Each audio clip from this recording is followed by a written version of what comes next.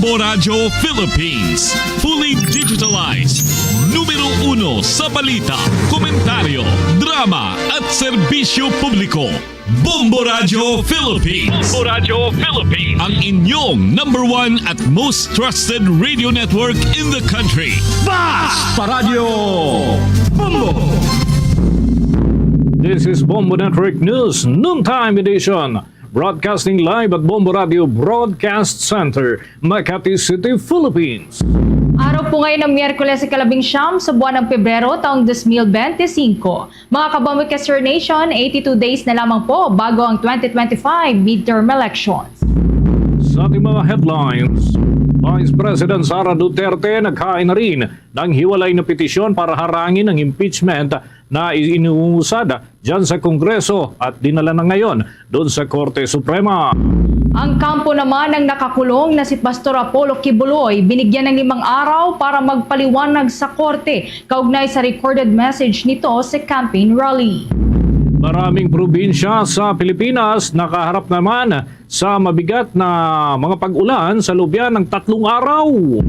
Sa international news, mamaya atin pong alamin ang kalagayan ni Pope Francis na na-diagnose na mayroong pulmonya sa parehong baga ayon po yan sa kumpirmasyon ng Vatican.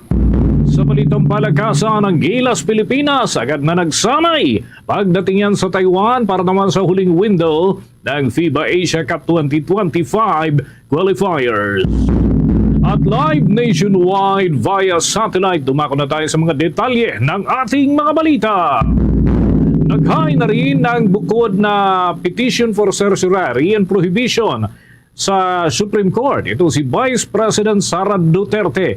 Kaugnay ito ng impeachment case na inihain laban sa kanya mula pa doon sa Kongreso at ngayon ay nahatid na sa panig ng Senado. Isinumiti ito ng kampo ni Vice President Sara Duterte sa pamamagitan ng Fortuna, Vasa and Salazar Law Offices. Nabatid na natanggap na ito ng korte ngunit hindi naman naihabol sa kanilang agenda sa isinagawang anbang kahapon.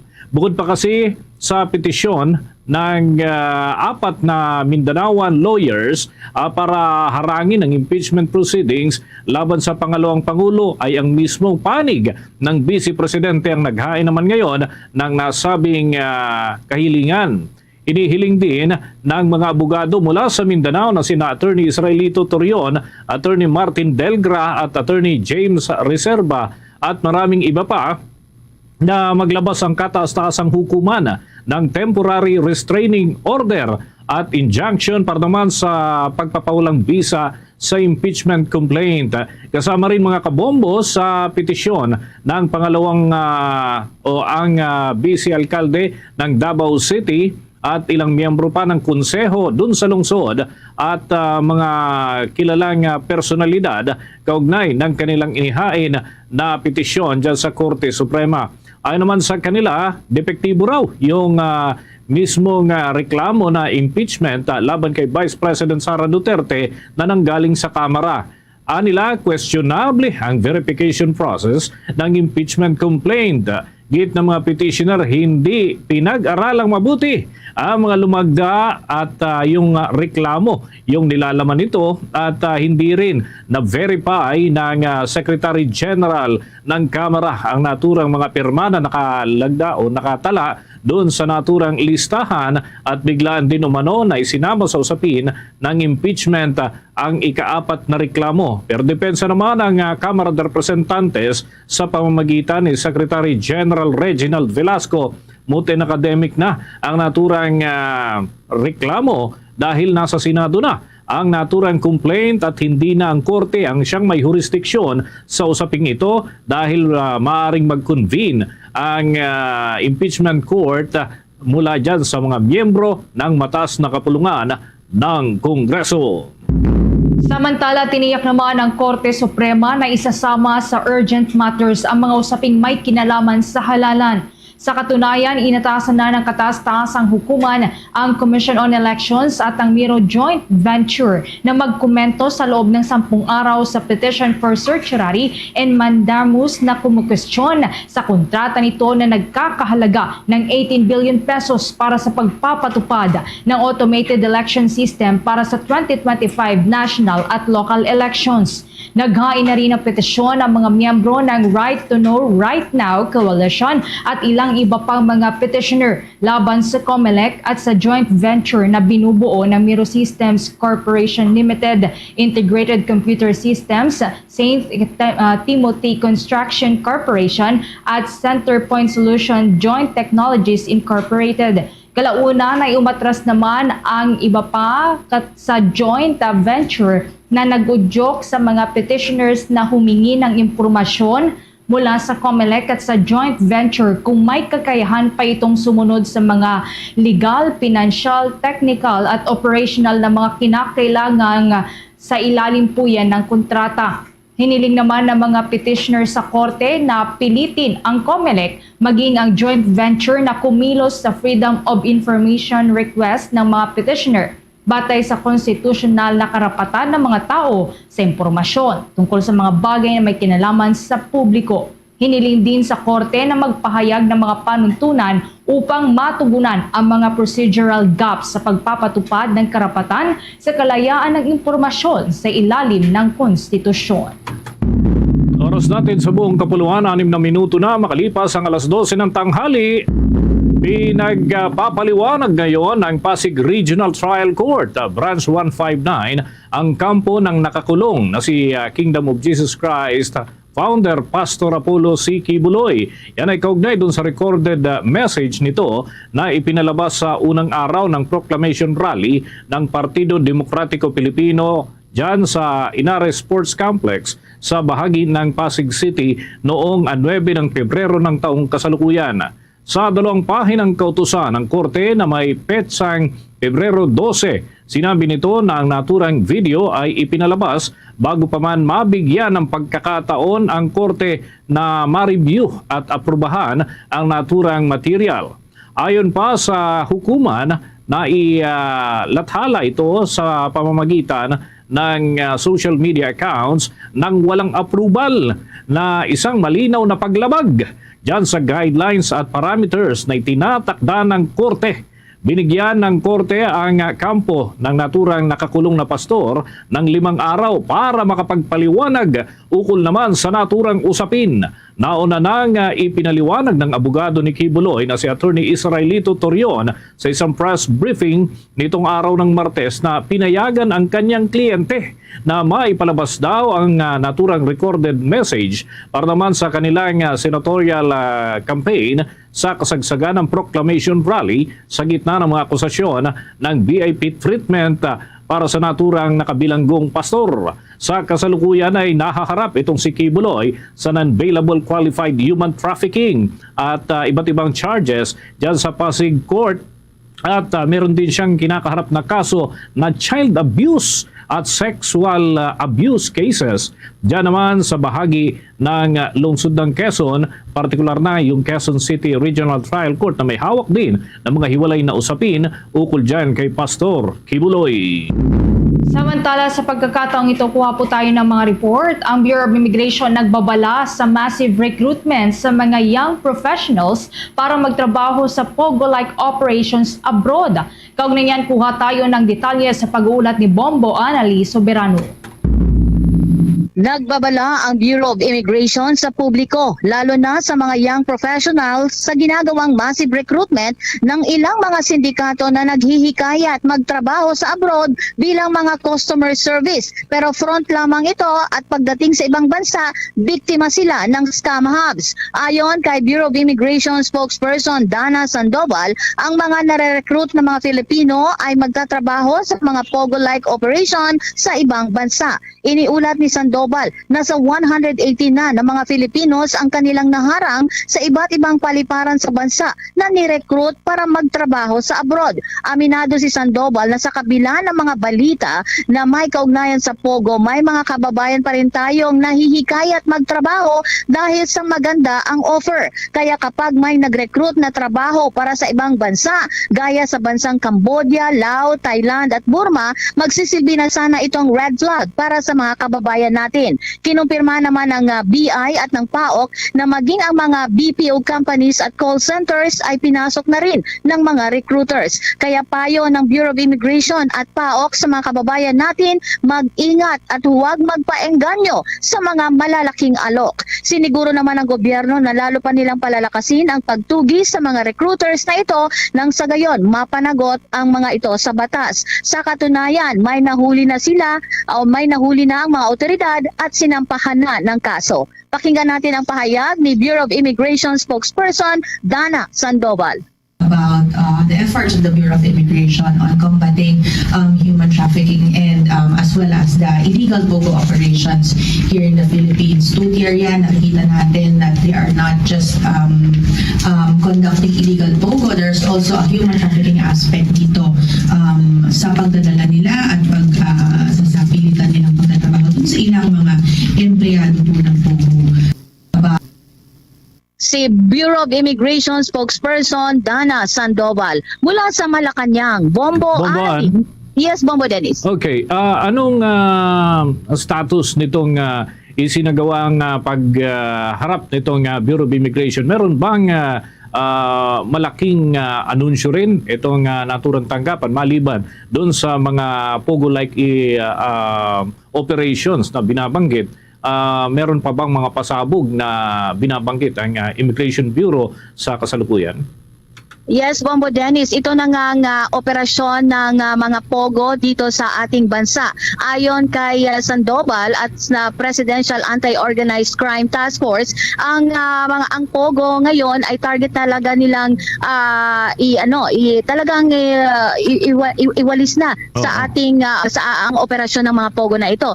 Kaya nga ang pag-deport din sa mga ilang mga illegal aliens ay tuloy-tuloy na, Bombo Dennis, at ang iba ay nasa proseso na. So sa ngayon, nakatutok ang BI, ang Bureau of Immigration at ang PAOK sa iba pang mga operasyon dahil nagkasunod sila ng mga operasyon, Bombo Dennis, no, kamakailan lamang dito sa Pasay City. Kaya nga ang sinasabi nila, pati ang mga ilang mga kumpanya, Bombo Dennis, no, lang mga kilala mga hotels dito sa ating sa Metro Manila at sa ibang bahagi ng bansa ay kanila na ring iniimbestigahan dahil may mga operasyon sa kanilang mga building na itong illegal na POGO. So ito din yung binabantayan ngayon ng mga otoridad dahil nga sa patuloy na pag-operate ng mga POGO.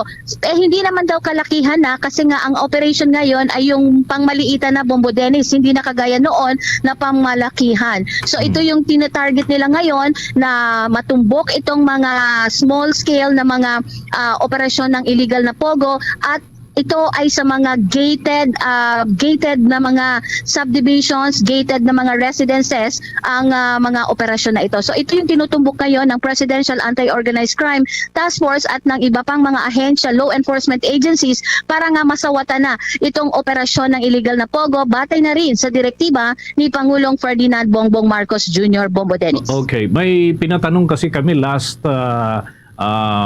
week dyan sa Presidential Anti-Organized Crime Commission, pero wala silang direkta pang naging tugon. May development na ba doon sa kanilang mga ginagawang hakbang? Dahil ang katanungan kasi doon, yung tungkol doon sa mga local chief executives na kung saan ay namumugad pa rin itong mga Philippine offshore gaming operators. Meron na ba silang findings, Bomboan, hinggil doon? Sa ngayon, Bombo Dennis, no, hindi naman niya binanggit kung sino yung mga local executives, no, but babala na rin sa mga local executives dahil hindi daw talaga katanggap-tanggap yung mga yung mga pahayag nila na wala silang alam. Kasi nga bilang chief executive or bilang pinuno ng isang syudad ay alam na alam nilang mga aktibidad. No, ngayon, Bombo Dennis, iniimbestigahan na ngayon ng PAOK at ng iba pang mga law enforcement agencies ang mga kaugnayan nitong mga local local chief executives dahil ang magiging kaso sa kanila, Bombo Dennis, ay kapabayaan. Bakit hindi nila napigilan o bakit nabigyan pa ng mga permit itong mga illegal na pogo na makapag-operate sa kanilang mga lugar? So ito yung isa sa mga sinabi kanina sa press con sa pagharap dito sa Malacanang ng Bureau of Immigration at ng Presidential Anti-Organized Crime Task Force na talagang mapapanagot o mabibigyan nila, papanagutin nila ang mga local chief executives na nagpapabaya, Bombo Dennis, lalo at mahigpit ang bilin ng ating Pangulo na talagang isawata na talaga itong operasyon ng Pogo sa ating bansa. Maraming salamat, Bomboan. Live mula dito sa Malacanang, Bombo Anali Montaño Soberano nag-uulat para sa number 1 and most trusted radio network in the country, Bombo Radio Philippines, Basta Radio, Bombo! Naghatid yan sa atin sa oras sa 14 na minuto na makalipas ang alas 12 ng tanghali. Naharap naman sa mabibigat na mga pag-ulan ng maraming probinsya na naman sa Pilipinas na maaaring magpatuloy pa yan hanggang sa loob ng susunod na 3 araw. Ngayong Pebrero 19 nga mga kabombo, araw ng Miyerkules, inaasahan na makakaranas pa rin mula sa 50 hanggang 200 milimetro ng tubig ulan ang mga probinsya ng Quirino, Isabela at Cagayan dyan sa Region 2. Kasama na ang Aurora Province sa Central Luzon. Bukas, 20 naman ng Pebrero ay inaasahan na makakaranas ng heavy rains at hanggang 100 millimeters ng ulan ang probinsya ng Isabela at Aurora sa Northern Luzon at yung parte ho ng silangan ng ating bansa, maging ang probinsya ng Catanduanes, Albay at Sorsogon, doon naman sa Southern Luzon area. Kaparehong sitwasyon din ang inaasahan na mararanasan ng mga lalawigan sa Northern Samar, Eastern Samar at maging yung Southern Leyte dyan sa parte naman ng Visayas at maging ang Dinagat Island at Surigao del Norte sa parte ng Mindanao. Sa araw ng Biyernes, 21 ng Pebrero, asahan na magpapatuloy pa rin ang mga pagbuhos ng ulan hanggang 100 millimeters ng ulan dyan sa mga probinsya ng Sorsogon, Masbate, Northern Samar, Samar, Eastern Samar, Biliran, Leyte, Southern Leyte, Dinagat Island at maging sa Surigao del Norte. Ayon nga mga kabombo sa mga eksperto, ang mabigat na pagbuhos ng ulan ay maaaring maging dahilan ng malawakang pagbaha na naman sa mga low-lying areas kasama na ang serye ng mga landslide at mga ito dyan sa mga itinuturing na lantad sa pagguho ng lupa. Pinalalahanan tuloy ng ahensya ang mga Local Disaster Risk Reduction and Management Offices na bantayan ang posibleng epekto nito sa mga mabababang komunidad at agad na maglabas ng mga napapanahong abiso para naman sa mga residente upang makapag-ingat. Kung kinakailangan lumikas ay i-anunsyo agad sa lalong madaling panahon. Bombo International News. Kinumpirma ng Vatican nitong araw ng Martes na may bilateral pneumonia si Pope Francis, dahilan upang kailanganin ng karagdagang gamutan.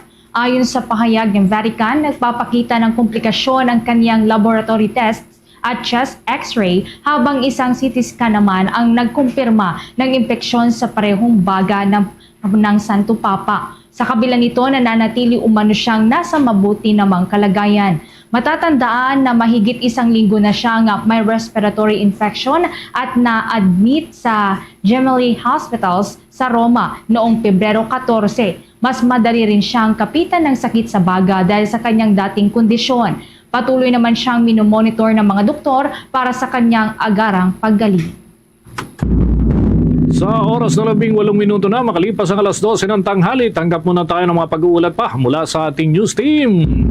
Mga pasaring daw ni Pangulong Marcos sa panig naman ng mga Duterte at mga taga-suporta nito hinggil sa pagiging pro-China ay may bahi daw ng issue ng tukhang at posibleng may dahilan ayon yan sa presidential sister. At kaugnay niyan, may balita si Bombo JC Galvez.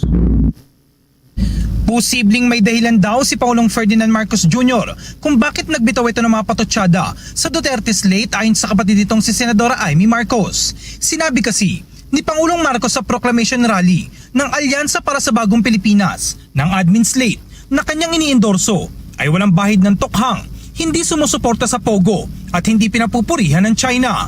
Ayon sa Senadora, maaring may rason ng Pangulo kung bakit ito nagbitaw ng mga ganoong salita. Dagdag pa, dahil kilalang malapit si Senadora Marcos sa mga Duterte at kapatid naman nito ang Pangulo, nasasaktan daw siya sa magkabilang birahan o pasaringan. Gayunpaman, hindi naman daw siya nagbibigay ng payo sa kanyang kapatid na si Pangulong Marcos. Ngunit umaasa ito na plataporma at plano sa bansa ang dapat na pinag-uusapan sa halip na problema. Siguro may dahilan siya kung bakit ganun yung salita niya. Hindi ko alam. Hindi na ako nag-a-advise Basta nakikinig lang ako sa kanila. At sana maging plataforma ang pinag-uusapan. At yung plano para sa susunod na 3 taon na nais marinig ng tao dahil lang napakahirap naman ng buhay, ang bilihin na napakataas, ang disenteng trabaho ay napakahirap makakuha sa iba't ibang probinsya at ang tulong na kinakailangan sa oras ng gipit talagang hindi pa rin naaasahan. Una nang tinabla ni Senador Ronald Bato de la Rosa ang mga pasaring ni Pangulong Marcos at sa Duterte slate na umano'y pro-China, sumusuporta sa Philippine offshore gaming operators at may bahid ng madugong oplan tukhang. Ayon kay de la Rosa, hindi niya raw inaasahan na ang mga pasaring na ito ay magmumula mismo sa Pangulo. Wala naman daw problema sa Senador kung ibabrand siya na may bahid ng dugo ang kanyang kamay kung ito naman anya'y pagprotekta sa buhay ng matitino. Si De La Rosa ang pangunahing nagpatupad ng war on drugs noong administrasyon ni dating Pangulong Rodrigo Duterte. Para sa Bombo Network News, ako si Bombo JC Galvez nagulat para sa number 1 and most trusted radio network in the country, Bombo Radio Philippines, Basta Radio. Bombo! Oras natin, 20 minuto na makalipas ang alas 12 ng tanghali at mga kabombo, meron pa tayong mga dagdag na pag-uulat. Itong Commission on Elections may pangako, re-resolbahin agad ang lahat ng mga disqualification cases bago pa man ang halalan sa darating na Mayo. At ang poll body ay tatalima raw sa Korte Suprema para naman sa kinakailangang mga dokumento. May kinalaman yan doon sa 18 billion pesos na kontrata dyan sa service provider ng automation system ng ating bansa. Yan at iba pang mga balita hatid ni Bombo Isa Cotoner.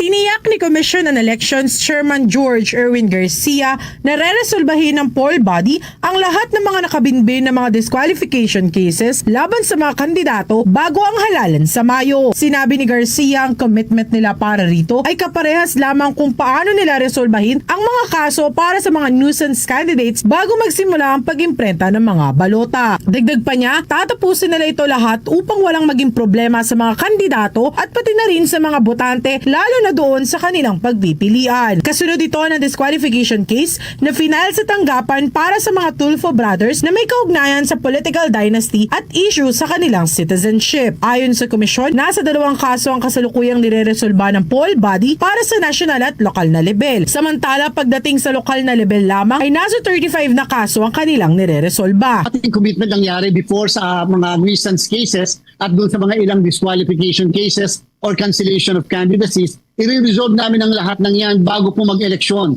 para naman walang agam-agam ang mga kandidato at para din po walang problema sa ating po mga botante sa pagpipilian nila doon sa mga ihahalal nila. Kasi baka nga naman, masayang ang mga boto nila kung sakali naman na yung maihahalal nila pala sa bandang huli ay madi-disqualify din o hindi makakasama dapat sa pagpipilian ng mga botante. Sa kaugnay pang balita, ipinahayag ni Garcia na sila ay susunod sa mga kinakailangan na dokumento ng Korte Suprema sa kanilang tanggapan. Anya, ibinigay na rin nila ang lahat ng kinakailangan dokumento para ipakita ang kanilang commitment sa transparency. Ang pahayag nito ay kasunod ng pag-order ng Korte Suprema sa Komisyon at Mirror Systems na sagutin ang petisyon ng Right to Know, Right Now Coalition, Center for Media Freedom and Responsibility at Philippine Press Institute Journalists and Academics patungkol sa pagsisiwalat ng mga dokumento na may kinalaman sa 18 billion contract ng komisyon at ng Mirror Systems para sa pagsasagawa ng national at local elections sa Mayo.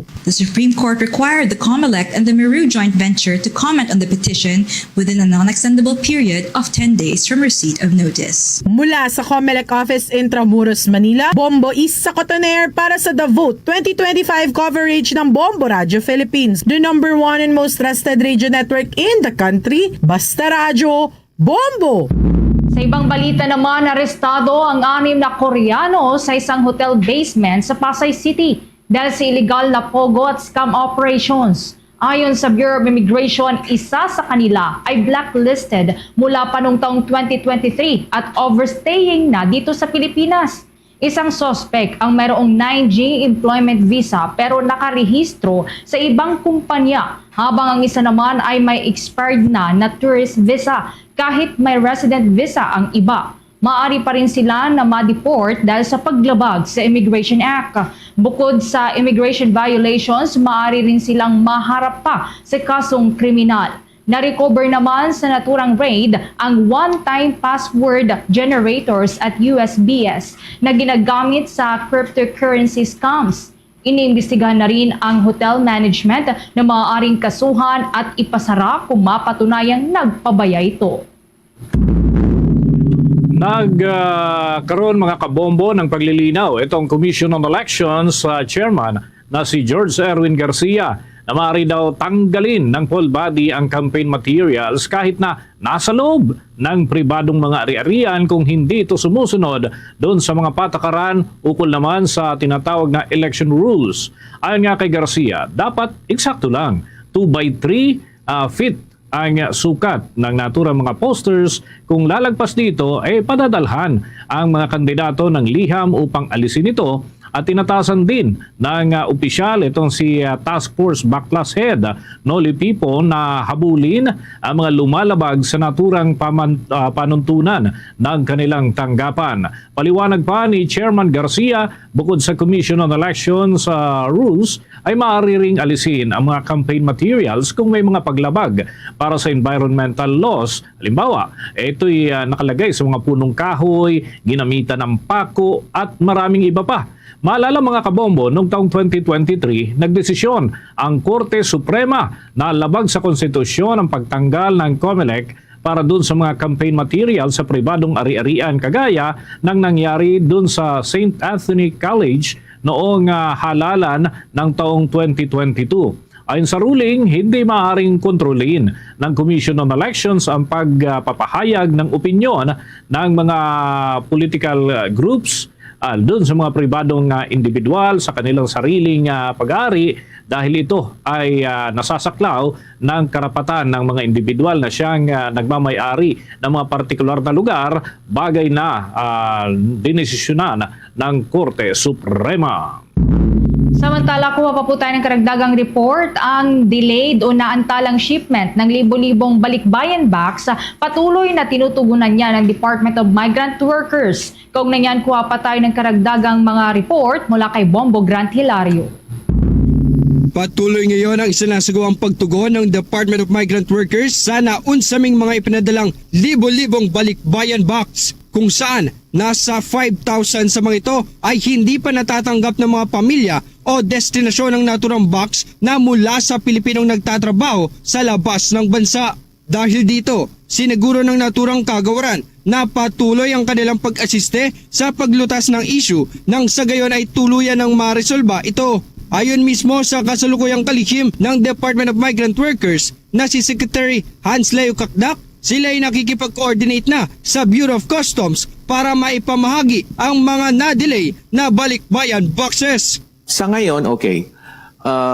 Nakikipagtulungan tayo sa Bureau of Customs. Sa ngayon, we have together with the BOC, so we're thankful to the BOC na facilitate na ang release ng 9,000 boxes. But there are around 5,000 more to go. Half of them are in Davao Port. So we're thankful to the BOC, may deed of donation na i-donate sa atin, tas tayong mamamahagi. So sasagawa na natin yun.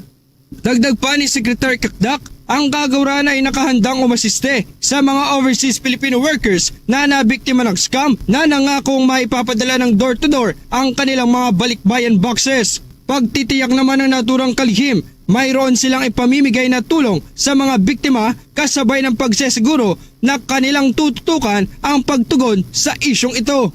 So again, 9,000 given and 5,000 more to go. And then aside from this, we provide action funds. Kasi nabiktima ng scam itong mga OFW families natin.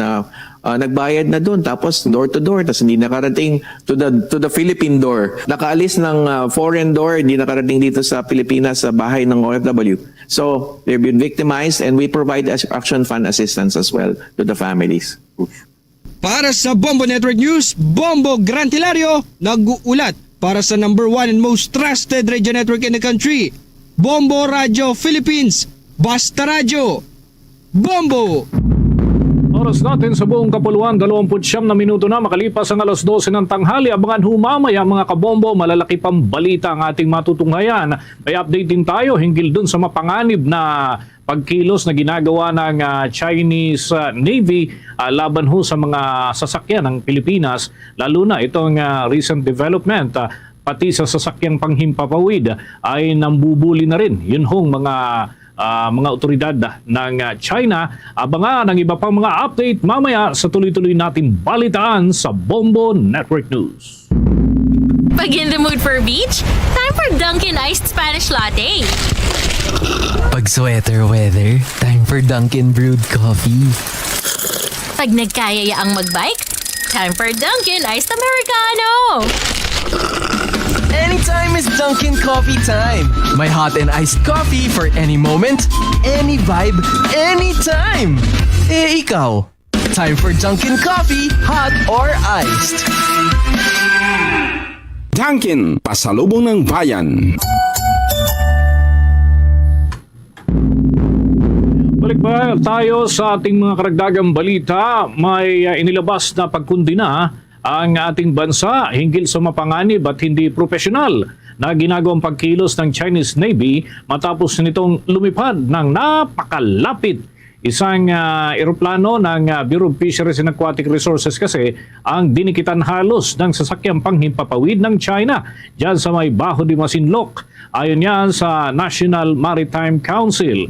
Ayon yan sa naturang tanggapan mga kabombo, naghain na ang ating bansa ng formal na diplomatic protest laban sa China hinggil sa nasabing insidente. Batay nga sa ulat, isang Navy Harbin Z-9 helicopter ng China ang lumipad at nag-hover ng halos 3 metro lang ang distansya mula sa isang Bureau of Fisheries and Aquatic Resources Cessna 208B Grand Caravan X at habang nagsasagawa lamang ito ng routine maritime patrol noong 18 ng Pebrero, ibig sabihin kahapon lamang ho ito mga kabombo, at yan ay dahil nga sa mapanganib na mga hakbang ay nagsumiti ng complaint ang Pilipinas. Binigyan din pa ng National Maritime Council na inilagay sa panganib ng China ang kaligtasan ng piloto at mga pasahero na rin ng naturang sasakyang panghimpapawid at lumabag din ito doon sa international rules hinggil naman sa ligtas at responsableng pagpapalipad ng mga sasakyang panghimpapawid. Muling nanawagan ng Pilipinas sa China na igalang ang paninindigan sa batas at iwasan ang mga aksyong sumisira sa kapayapaan ng rehiyon. Iginiti ng ng naturang tanggapan na hindi matitinag ang ating bansa sa pagpapatuloy ng maritime operations upang ipagtanggol ang soberanya nito sa Bajo de Masinloc, alinsunod na rin sa Philippine Maritime Zones Act, United Nations Convention on the Law of the Sea o UNCLOS at ang 2016 Arbitral Award hinggil po dyan sa naturang parte ng karagatan na una ng inangkin ng China sa pamamagitan ng kanilang 9-dash line, pero ngayon binago na ho nila 10-dash line daw ang kanilang pinagbabasehan hinggil dyan sa pag-angkin sa naturang parte ng karagatan. Samantala, advisory po muna tayo. Magsususpinde ng klase ang ilang malalaking Catholic schools sa buwan Pebrero 25 bilang pakikiisa na rin po sa paggunita sa anibersaryo ng EDSA People Power Revolution. Ang mga ito ay kinabibilangan ng Immaculate Conception Academy, LaSalle, Green Hills, St. Pedro Poveda College at Xavier School na pawang bahagi po ng EDSOR Consortium. Ayon sa EDSOR Consortium, bahagi po ng kanilang responsibilidad bilang mga educational institution na ipreserba ang kahalagahan at relevance ng EDSA People Power Revolution, lalo na sa mga kasalukuyan at susunod pang henerasyon ng mga estudyante. Ayon pa sa grupo, patuloy nilang pananatilihin ang diwa ng EDSA sa kabila ng pagtatangka ng ilan ng pahinain nito o baguhin.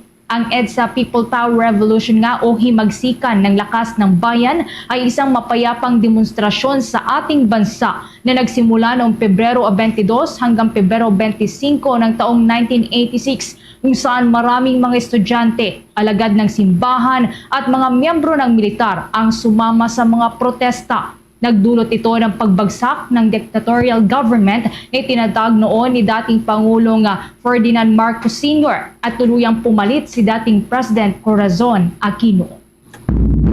Samantala, ipinaliwanag ng pamahalaang lungsod ng Quezon ang kanilang itinaas na deklarasyon ng pagtutok o pagbabantay sa mga kaso ng dengue sa kanilang lugar. Kasalukuyan ngang nakararanas ang lokal na pamahalaan ng dengue outbreak. Subalit ayon nga sa isang opisyal ng Epidemiology and Surveillance Division, ang paglobo ng bilang ng mga dinapuan ng naturang sakit ay dahil sa early detection sa sakit na dengue. Ayon kay Quezon City Epidemiology and Surveillance Division Statistician Wilson Villaganes Jr., ay kasalukuyan ho nilang inobserbahan ang trend ng mga kaso ng dengue na nananatiling mataas pa rin diyan sa outbreak level ng naturang sakit sa kanilang syudad. Bagamat patuloy anya ang paglobo ng mga kaso, ay nakikita naman ito at natutukoy ng ahensya bilang parte ng hakbang ng lungsod para sa surveillance na humantong sa mas mahusay daw na pagkakadetect doon sa mga kaso ng dengue, pati na yung mga early stage pa lamang ay naagapan at nagagamot ang ilang mga pasyente dahil naman sa early detection. Dagdag pa ng opisyal ng pagtaas o paglobo ng bilang ng mga sakit ay dahil nga sa tuloy-tuloy na monitoring at tumataas din kasi ang kamalayan ng publiko at yan ay sa tulong na rin ng maraming mamamayan na nagpapasuri agad upang ma-detect ang kanilang kalagayan ng katawan at yung nagtataglay ng sakit. Sa data mula dyan sa Quezon City Government noong Pebrero 18, nasa kabuang 2,021 kaso ng dengue ang naitala kung saan ay nasa 11 ang napabilang doon sa mga binawian ng buhay simula Enero ng taong kasalukuyan. Ito ay 209% ng pagtaas kumpara yan doon sa parehong period para naman sa taong 2024. Kaugnay nito, nagpatupad na po ng mga direktiba itong lokal na pamahalaan ng Quezon City para sa preventive measures para sa buong lungsod upang malabanan ng dengue, kagaya ng malawakang chemical spraying at fogging sa ilang parte, lalo na yung mga natukoy na mataas ang bilang ng mga dinadapuan ng dengue cases dyan sa kanilang mga barangay. Pinangangambahan naman po ngayon na dumaranas ng sulfuric stench o masangsang na amoy ng asopre ang mahigit 9,000 residente sa ilang lugar sa Negros Oriental dahil sa Bulkang Kanlaon.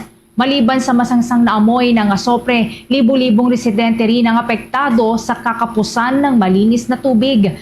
Ito ay kasunod na rin ng naunang ashfall na nangyari noong Pebrero 15. Kung saan pangunahing naapektuhan ng ilang barangay sa Maybago City. Sa kasalukuyan, nagsasagawa na ng water rationing ang provincial government ng Negros Oriental sa ilang mga lugar na natukoy na kinakapos na ng supply ng malinis na tubig. Ayon naman sa Department of Health, umabot na sa mahigit 9,200 na mga pasyente ang kanilang natulungan. Simula pa yan noong muling pumutok ang Bulkang Kanlaon nitong huling buwan ng taong 2024. Marami sa kanila ay nakitaan ng acute respiratory infection, sipon, ubo, lagnat, trangkaso at iba pang sakit. Patuloy namang nakadeploy sa mga apektadong lugar ang nasa 6 na doktor, 43 nurses, 14 na technical staff at 77 na iba pang health personnel para alalayan ang mga residente po doon na nagkakasakit na dahil nga po sa patuloy pa ring aktibidad ng Bulkang Kanlaon. Oras natin mga kabombo, mga ka-Star Nation, 22 minuto bago sumapit ang 1:00 ng hapon. Tuloy-tuloy pa rin tayo sa ating mga balita. Ipinag-utos ng lokal na pamahalaan dyan sa Caloocan City ang paghihigpit para sa seguridad dun sa mga paaralan sa lungsod. Kasunod yan ang insidente ng kidnapping sa Maypaho, Caloocan City. Partikular na inatasan ng kanilang local chief executive ang binuong aksyon at malasakit task force, lalo na ang kapulisan. Napaigtingin pa ang ginagawang mga pagbabantay sa mga paaralan, lalo na tuwing oras ng pasok at paglabas ng mga estudyante sa kanilang mga paaralan. Sa isang pahayag, ay sinabi nga ng alkalde na agad niyang ipinag-utos ang investigasyon sa insidente doon sa tangkang pagkidnap o pagdukot sa 2 bata na kanilang nasasakupang area. Ayon nga kay Caloocan City Police Station o ayon sa Caloocan City Police Station, ang pinaghihinalaan ay residente mismo ng Santa Ana, Manila, at ang kaso ay ikinukonsidera bilang isolated incident lamang. Ibinunyag pa ng mga otoridad na ilang araw na hindi kumakain ang suspect at dati ring nakulong noong Disyembre dahil naman sa kasong may kinalaman sa iligal na droga. Sa ngayon ay nasa kustudiya pa rin ng mga otoridad, partikular na ng Philippine National Police, ang naturang suspect at nahaharap ito sa kasong attempted kidnapping. Samantala, tiniyak ng alkalde sa mga residente na nakahanda ang mga barangay at police personnel na respondihan ng anumang banta sa seguridad sa loob ng nasasakupan ng kanilang lungsod. Iniulat naman ng Philippine Institute of Volcanology and Seismology o PHIVOLCS nitong araw po ng Miyerkules na nakapagtala ng 19 na pagyanig sa Bulkang Kanlaon noong araw ng Martes. Mas mataas ito kung ikukumpara sa 15 lindol na naitala noong namang araw ng Lunes. Ayon pa sa ulat, umabot sa 3,503 na toneladang inilabas na asopre ng bulkan noong araw ng Martes. Mas mababa kaysa sa 4,685 tonelada na naitala sa nakalipas na mga pag-uulat. Patuloy ding namataan ang katamtaman na pagbuga ng usok na umabot yung taas po nito na 150 meters na kumalat patungong kanluran at timog kanlurang direksyon. Samantala, nananatiling namamaga naman ang istruktura ng bulkan. Sa kabila nito, nananatili pa rin sa Alert Level 3 ang Bulkang Kanlaon na nangangahulugan ng mataas pa rin na antas ng pag-aalboruto. At ayon sa PHIVOLCS, may posibilidad na mapanganib na pagsabog sa loob po yan ng ilang linggo dahil sa patuloy pa rin na pagpasok ng magma sa mababaw na bahagi ng bulkan. Kabilang nga sa maaaring panganib ang biglang pagsabog, daloy o pag-agos ng lava, pag-ulan ng abo, pyroclastic density current, pagguho ng bato at pagbuo pa ng lahar kapag may malalakas na mga pag-ulan. Pinalawak naman na ang danger zone ng bulkan sa 6 na kilometrong radius mula sa bunganga o aktibong lagusan nito. Patuloy din pinapaalalahanan ng mga otoridad ang publiko na iwasan pa rin ang loob ng danger zone at sumunod sa mga abiso upang maiwasan ang anumang sakuna. Karagdagan pa sa ating mga balita nilunsad mga kabombo ng Philippine Medical Association nitong Martes lamang yung Empowering Network to Defeat Dengue. Ito yung mga hakbang ng kanilang hanay dahil nga sa tumataas ng mga kaso ng dengue. Yan ay bilang tugon sa mga insidenteng nairehistro dito sa ating bansa.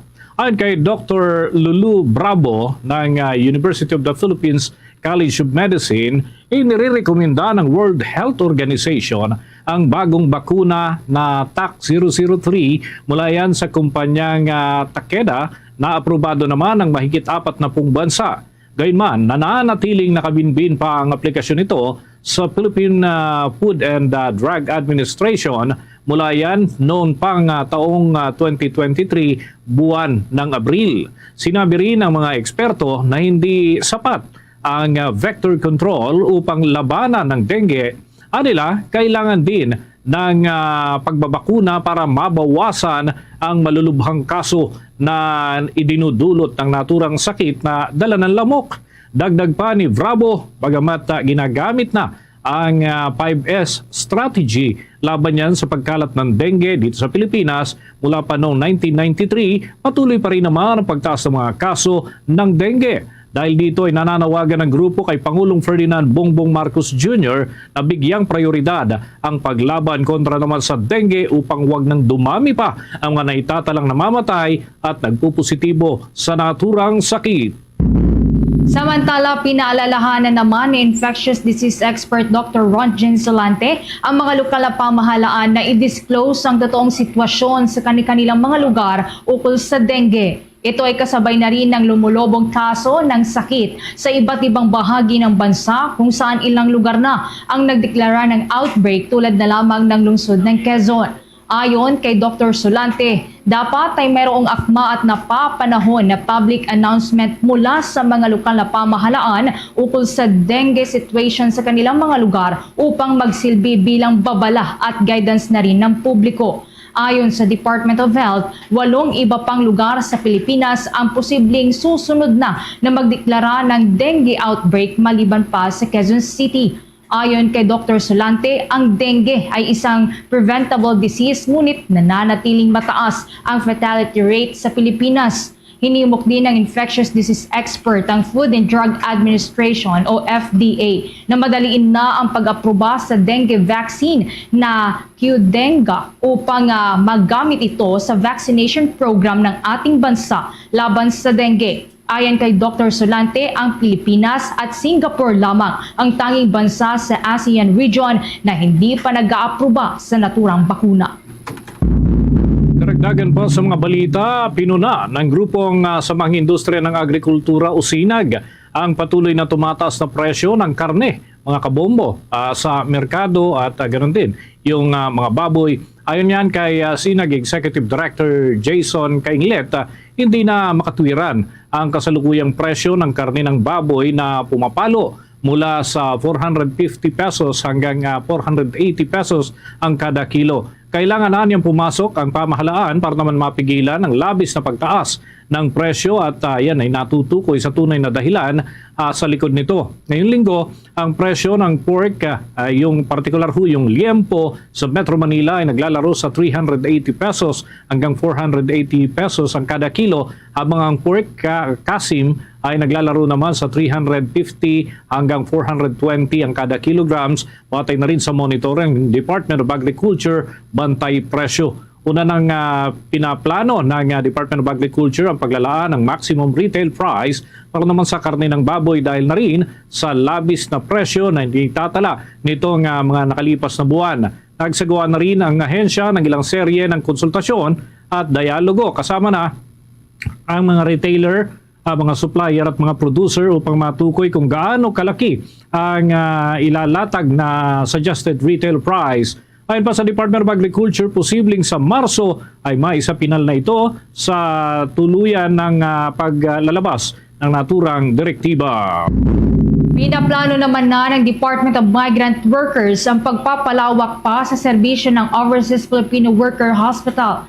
Ayon kay DMW Secretary Hans Leo Cacdac, maliban sa pangunahing ospital na una nang ipinatayo para sa San Fernando, Pampanga, nais na rin ng ahensya na makapagpatayo pa ng mga OFW mini-clinic sa mga mall sa buong Pilipinas. Ang mga ito ay maaaring mapuntahan na ng mga overseas Filipino worker at kanilang mga pamilya tulad ng malaking OFW hospital. Sa naturang plano, nais ng ahensya na magkaroon ang mga mini-clinic ng akmang health services para tugunan ang pangangailangan ng mga overseas Filipinos. Una na nga pong nakapagsilbi ang OFW Hospital sa Pampanga ng hanggang 86,000 inpatients at outpatients. Ayon pa sa ahensya, plano rin nitong pataasin pa ang bed capacity ng naturang ospital upang makapag-accommodate ng mas maraming OFW na nangangailangan ng libreng serbisyong medikal. Sa puntong ito ng ating balitan, dako na tayo sa mga balita ng ating mga himpilan. May inilabas na pahayag ang Coast Guard dyan sa Bicol Region kasunod ho ng mga development at yung namataan na mga sasakyang pandagat ng China sa nasasakupan nilang teritoryo o yung bahagi ng kanilang area of jurisdiction. May balita ang Bombo Radio Ligaspi. Pinawi ng mga kinauukulan ang pangamba ng publiko matapos mamataan ng ilang mga foreign vessels sa karagatang sakop ng Bicol Region. Ito matapos na maging usap-usapan na posibleng napasok na umano ng warships ng China ang rehiyon. Ayon kay Coast Guard District Bicol spokesperson Ensign Alaysa Novibermal sa panayam ng Bombo Radyo Legazpi na ang naturang mga barko lamang ng naval exercises sa karagatan na binubuo ito ng French Navy, US Navy at Japanese Maritime Self-Defense Force na nagsasagawa ng naval exercises. Paliwanag ng opisyal na layunin nito na mapalakas ang koordinasyon at pagtutulungan sa pagitan ng naturang mga foreign vessels. Dagdag pa ni Bermal na nakahanda ang kanilang hanay sa pagpapanatili ng seguridad at kaayusan sa mga karagatan na nasakop ng bansa kaya walang dapat na ipangamba ang publiko. Ito po ay foreign vessels composed po of French Navy, US Navy, and Japanese Maritime Self-Defense Force po. Ito po mga vessels na po ito ay nag-conduct nga po ng naval exercise which is ang hosted po nun ay yung French Navy. So simula pa po ito noong 8 nitong Pebrero. Itong exercise po na ito, ma'am, ay isinagawa para po maging mapalakas yung coordination at yung pagtutulungan po sa pagitan ng mga puwersang pandagat po na ito, ma'am. Para sa Bombo Network News, mula rito sa Bombo Radyo Legazpi, ito si Bombo Romela Sakayan Wanda sa nag-uulat for the #1 and most trusted radio network in the country, Bombo Radio Philippines, Basta Radio, Bombo! Samantala, ang House Prosecution Team naman naniniwala na hindi dapat makialam ang Korte Suprema sa impeachment trial laban kay Vice President Sara. Kaugnay niyan, may nakaharap pang report ang Bombo Radio Iloilo. Naniniwala ang House Prosecution Team na hindi dapat makialam ang Korte Suprema sa impeachment trial laban kay Vice President Sara Duterte. Ito ay kasunod ang haing petisyon ng Mindanao-based lawyers na naisipa walang bisa ang impeachment. Sa panayam ng Bombo Radio Iloilo kay House Deputy Majority Leader Iloilo 3rd District Representative Lawrence Defensor, sinabi nito na hindi maapektuhan ang paghanda ng 11-man prosecution team ng Kamara para sa impeachment trial laban kay Vice President Duterte sa kabila ng inihaing petisyon sa Korte Suprema na layong ipatigil ang proceedings. Ayon kay Defensor na isa sa mga prosecutors, legal ang impeachment process at saklaw ng constitutional bounds.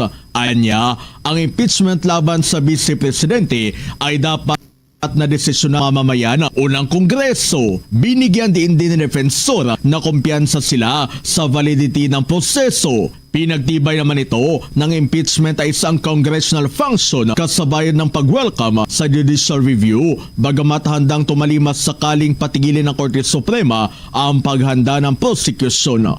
Ang isang impeachment process ay isang political question o isang bagay na dapat mamamayan ang magdesisyon o mamamayan na ipinauubaya sa mga miyembro ng Kongreso o Senado. Kaya ang husgado natin ay dapat hindi makialam o mag-interfere sa isang impeachment process. Si Iloilo 3rd District Representative Lawrence Defensor. Para sa Bombo Network News, ito si Bombo Chris John Hetchanova Lusada. Para sa #1 and most trusted radio network in the country, Bombo Radio Philippines. Basta Radio, Bombo!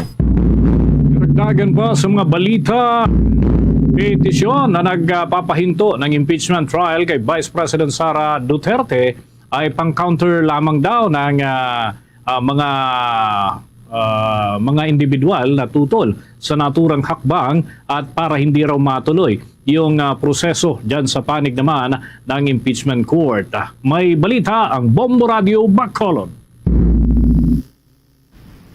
Naniniwala ang political analyst na ang petisyon para sa pagpapatigil ng impeachment trial laban kay Vice President Sara Duterte ang pang-counter lamang sa naunang petisyon na nagpapabilis sa pag-convene ng Senado bilang impeachment court. Sa panayam ng Bombo Radio Bacolod kay Atty. Joe Max Ortiz, ang pag-file ni Atty. Israelito Torion ng petisyon ay upang ma-counter ang 3 impeachment cases. Ayon dito, panindigan ni Torion na hindi nabigyan ng nararapat na pagkakataon ng Vice Presidente na makasagot sa 3 impeachment complaint. Dagdag pa nito na si Torion ay naghahanap lamang ng teknikal na dahilan kung maaaring mapahinto na lamang ang impeachment trial. Paliwanag ni Ortiz na mawawalan din naman ng silbi ang articles of impeachment sakaling maabutan ng pagtatapos ng 19th Congress dahil ito ay mati-terminate. Mangangailangan naman ng panibagong articles of impeachment sa pagbubukas ng 20th Congress. Ngunit paalala nito na mayroong 1-year bar rule kung saan hindi maaaring magkaroon ng 2 impeachment case sa loob lamang ng 1 taon.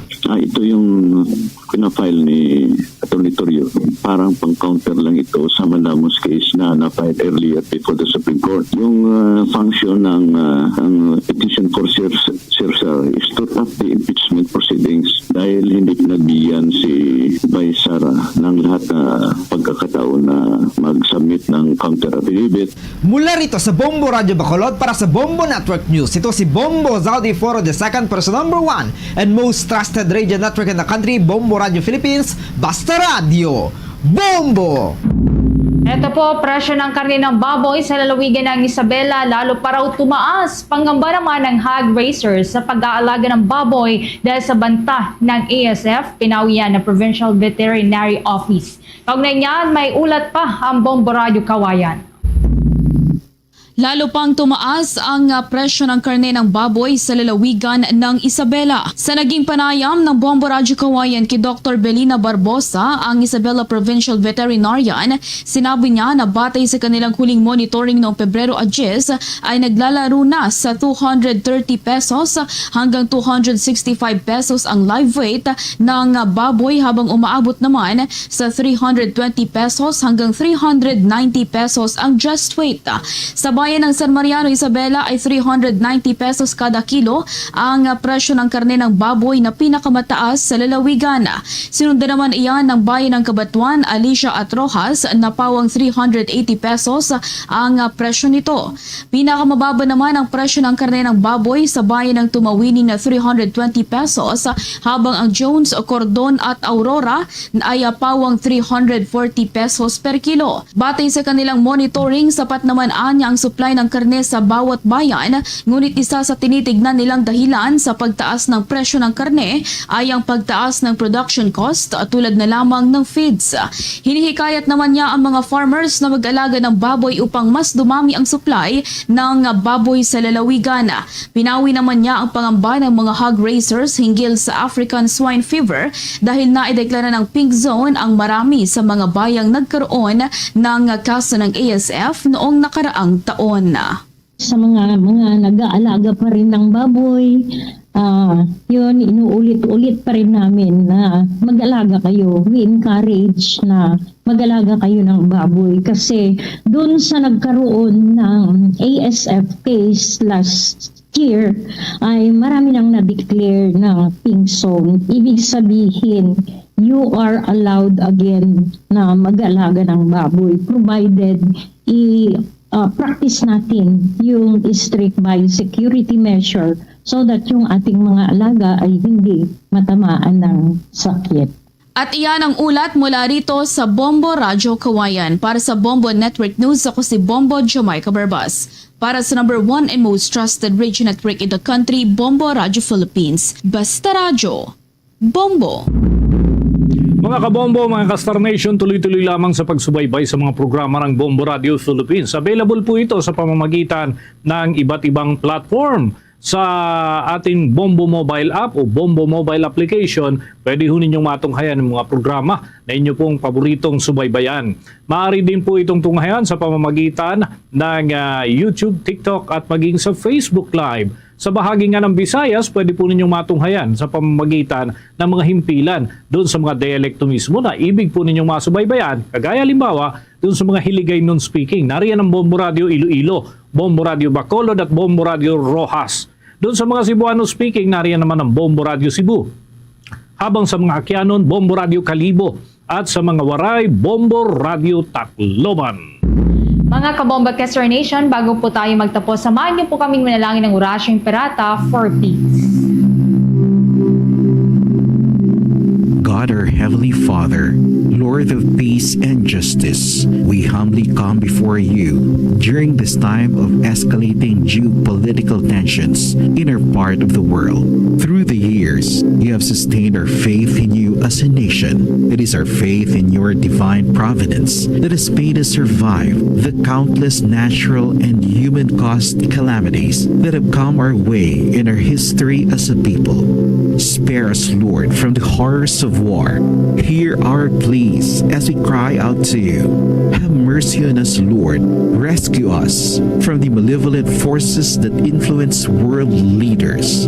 For we believe that our struggle is not against flesh and blood, but against the rulers, against the authorities, against the powers of this dark world, and against the spiritual forces of evil in the heavenly realms. We pray for your leaders entrusted with making crucial decisions for our nation. We place all our hopes in you, seeking your forgiveness and mercy for the times when our fears and suspicions have tainted our perceptions with ethnic biases and prejudices verging on racism. We earnestly pray, Lord, that you make us instruments of your peace. Where there is hatred, let us bring love. Where there is injury, pardon. Where there is doubt, faith. Where there is despair, hope. Where there is darkness, light. Where there is sadness, joy. Through our Lord Jesus Christ, your Son, who lives and reigns with you in the unity of the Holy Spirit, God, forever and ever. Amen. Our Lady, Queen of Peace, pray for us. Saint Michael the Archangel, Pray for us. Saint Joseph, Pray for us. Saint Francis of Assisi, Pray for us. Saint Lorenzo Ruiz, Pray for us. Saint Pedro Calungsod, Pray for us. Luzon, Visayas at Mindanao. Yan ang kalipunan ng ating mga balita para sa pantanghaling edisyon ng Bombo Network News. Mula sa Bombo News Center, Makati, para sa number 1 and most trusted radio network in the country, Bombo Radio Philippines, Basta Radio. Bombo!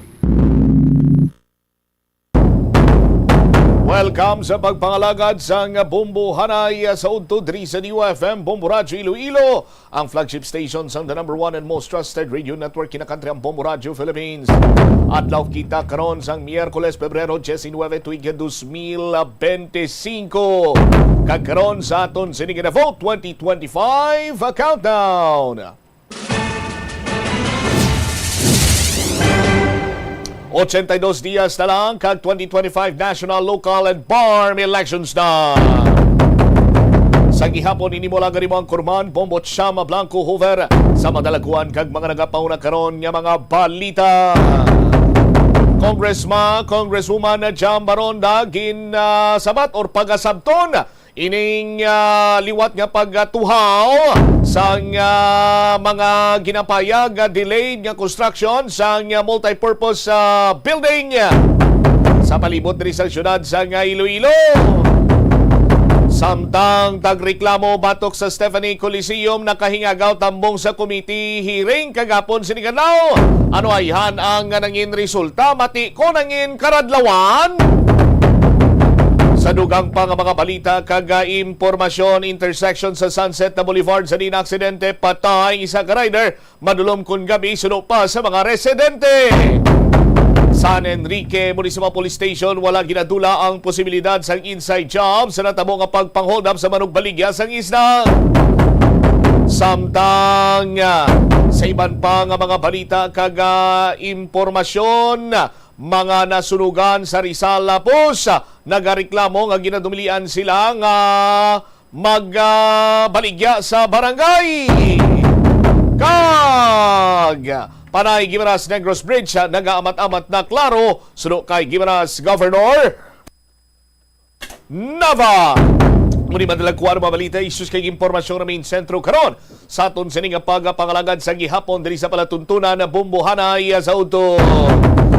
Yari karon sa aton sining linya ang Lone District Representative si Congresswoman Jam Baronda. Sa aton sining pagpangalagad, mangin kaupod naton siya subong iya nga aga. Congresswoman Jam, good afternoon or subong hapon, good afternoon. Welcome sa Bombuanay sa Udto. Kaupo mo si Bobo Jam. May udto ba mo siyan, kagamo man sa mga pagkat natin na tumulit sa siyudad ng Iloilo. Alright, Congresswoman Jam, nagaginuwa na naman sining issue parte sa mga multi-purpose building project bala nga kuno wala matapos kay wala na sang pondo anong imo sining masiling sinadri, Congresswoman Jam, ma'am. Well, matag nga wala na siyang mahaboy ng issue ang pihak na grupo. Hindi nagapanigpot na. And we expect sa iban pagid nga wala basihan ng issue. Yung pagwa nila bilang party na black propaganda. Because nakabalok ito the team Sulong Gugma is winning. Well, kabalo ka mo before mag-umpisa sa proyekto, dapat yung may pondo ina. Manan ina may pondo. Ang pagkabalo ko nga mga cost sang delay sa mga project, sila man dira. Una, wala man nila ginisyuhan sang building permit. Diba na resolusyon pag ganing council contact.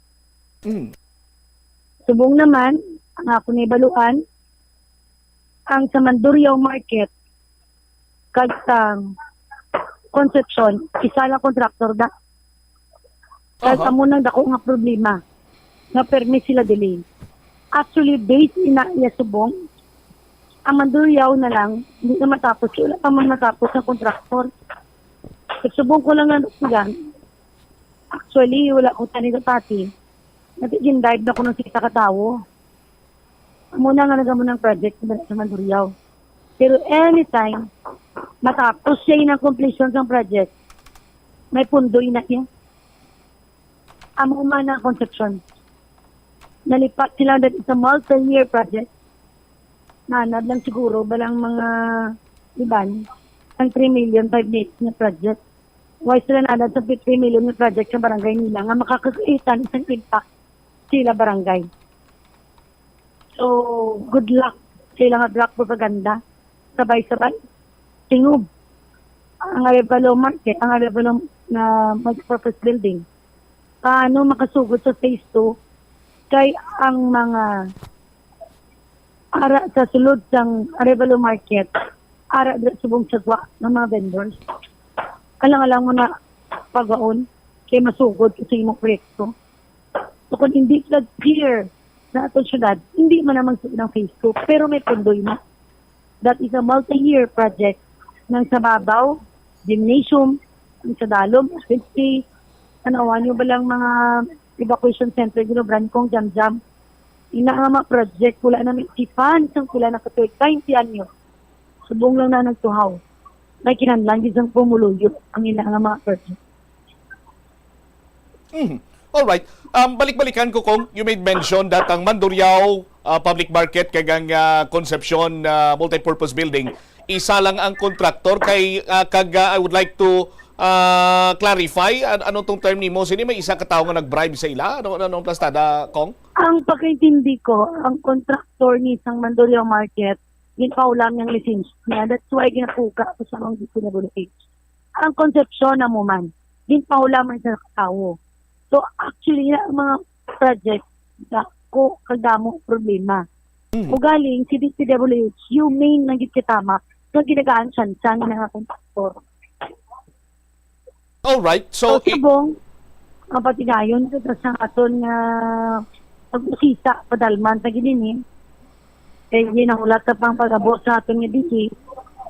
But I will assure the people na ina nga kwarta nga proyekto, halit sa national government hindi utang. Hindi na yung utang, kaginpasa sa inyo. Ang ini nga mga bilyon-bilyon yung proyekto, gindala ni Kong Jam-Jam para ginat sa inyo. Actually, ang Mandurriao Market is supposed to 200 million project. Phase 1 pa lang yun ang 100 million na ginatag ni Senator Bongo. Pero based naman sa DPWH, wala pa na ma-comply ang completion ng contractor. Ang tuma nakadelay nga nga contractor.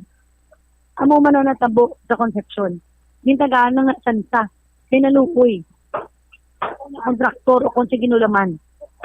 Tangina nga tao nga nagadeklarar. Dara na subong na kampanya sa PIA. Alright. But silingon, ang pag-insindi ko, do gin-subcontract niya or... Balaan mo, according sa layin, illegal ang pag-subcontract. So once matukiban, may baluan, ang lisensya sa contract man. Ma-revoke? Magka-problema yun. Or magka-problema? Alright. Okay. So, klaro ho naton, ining mga the so-called delayed and wala natapos, kay wala na pundo nga mga proyekto, waig sang kamaturan ini kay kung gusto nilang matapos, may pundo iya, Congresswoman Jam. Yes, kabutigan, wala kamaturan. Alright. On the lighter side, Kagi na tanan matapos, kaya may pundoy na. Okay. Hindi nila pag-basol kay Kong Jam-Jam, kaya obligasyon ni Kong Jam-Jam, mangita pundo. May hinsya nga nag-implementar, kaduha, may ara ang proseso nga ginasunod. Maluoy lang ko sa tao nga ginapatalang nila. Alright. Congresswoman Jam, on the lighter side, sang Domingo, imo sining kadlawan. By the way, belated happy birthday. Kumusta ang pag-celebrate ni Congresswoman Jam sang iya sining kadlawan? Well, isang birthday natin sa Domingo, nagsimba lang sakot sa atong pamilya. Nangakon sang subong adlaw na celebrar kita kuya sa akong nga birthday.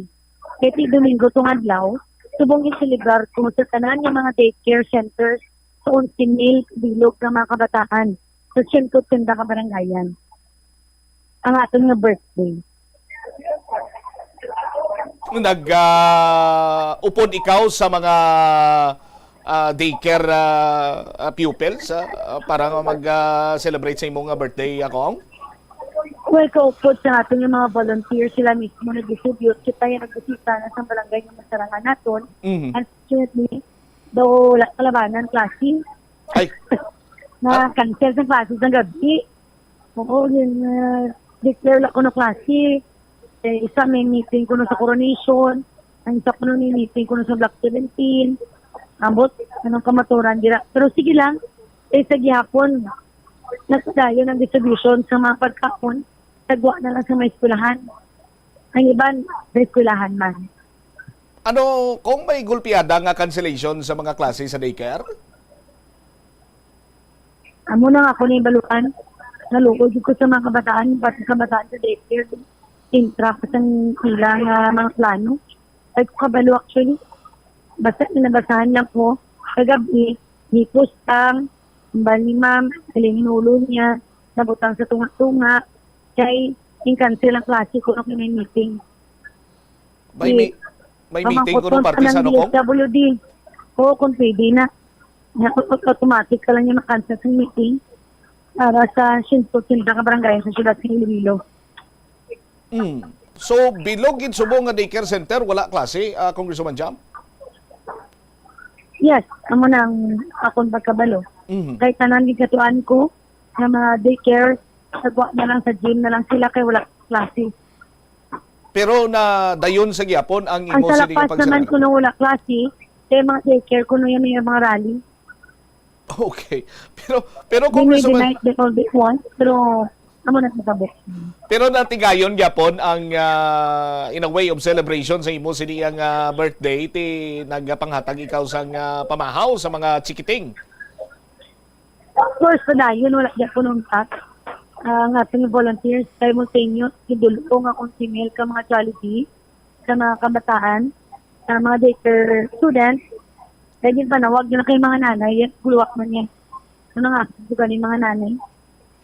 Yung mga kabataan, ibang dilibit, yung nagkita, pagwak ng mga Jollibee, telepono yun. Okay.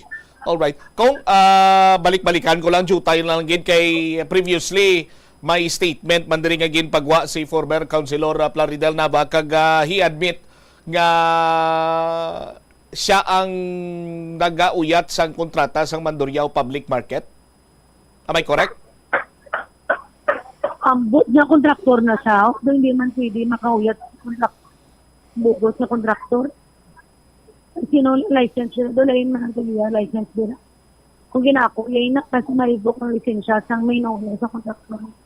sang license fee na. Isa lang ni bala, you mention ka gina, isa man ang kontraktor sa Mandurriaco ug Concepcion, no? Dila niyo na mabalan.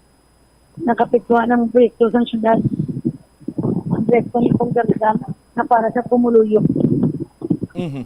Okay. All right. Now, last na lang kung sino nagpauntat sang klase ito sa mga daycare center ngani. Diin ko no naghali ng order. Ang mga kuton mo lang alis babaw mong ano. Pero sige na lang. Why man nabituan si Kong Jam-Jam nga. Ni tayo man Japon na kamatahan. Nalabos ng Japon ng Jollibee sa mga kamatahan. Amo lang na tani pagkaon nila kunara sa classroom. Ban sa gym, ban sa dalong kahoy. Isige lang. May doon sa kalibutan. Importante pa dayon na kanya sang atay sang gugma kag kaayo. Sa isig na to pareho ng tao. Sige. With this, Congresswoman Jam, thank you so much for your time.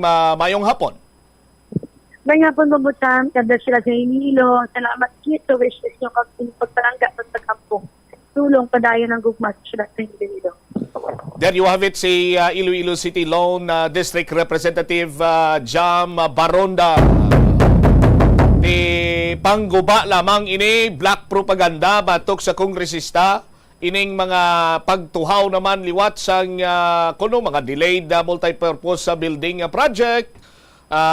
Ining issue sa why na sang inugpadayon iyang pundo. Pero hambal sang kongresista sinya ti do may diferensya na dira kayang Mandurriaco kag Concepcion ginapayag nila nga delay kag daw wala na tapos-tapos. Isa la na ang kontraktor kag ing impormasyon karon niya ni Congresswoman Jam kati ginhulam niya kuno niyang kontrata.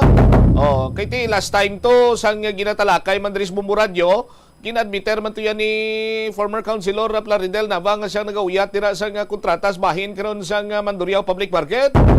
Ti mangkot ni balik sa kay Congresswoman Jam kung si former Councilor Plaridel Nava ang ginatumod just ni. Ti naglibog mga ni ulo ni Congresswoman Jam sinya pwede na sagli ka pangontrata. Kag amo kuno na ang rason kung nga delayed kag way na tapos-tapos sining proyekto kag hindi kuno iya pagbasol sa kay Congresswoman Jam. Tiyan mo inang pahayag sa aton sining kongresista kay kun parte naman iya sa mga wala sang pondo, wala kuno sang kamaturan ina kay may pondo ini. Suno sa aton sining kongresista. Ti patalang kuno ini hambal sa aton sining kongresista lakip na sinadri kag ganang musta kita kung paano sa nagselebrar sa iyan sining birthday kay isang Domingo to birthday nimo. Di masaulog kung tani ang kongresista kaupod sa mga daycare center nga mga mga pupils. O galing kiti hana managtag kuno mga volunteer ni Congresswoman Jam way gali klase tigin pamangko ni Congresswoman Jam sa diin ang halin ng mando ng wala klase. Di ang balsang teacher to kag sa mga nanay to nga nagapakuribong siya sa babaw. Di din nga babaw ni. Sa aton sinikaron niya nga mga kabumbo ba maluoy ka dipindi na sa inyo Pero ari lang hatag ko sa inyo nga ihimplo bla.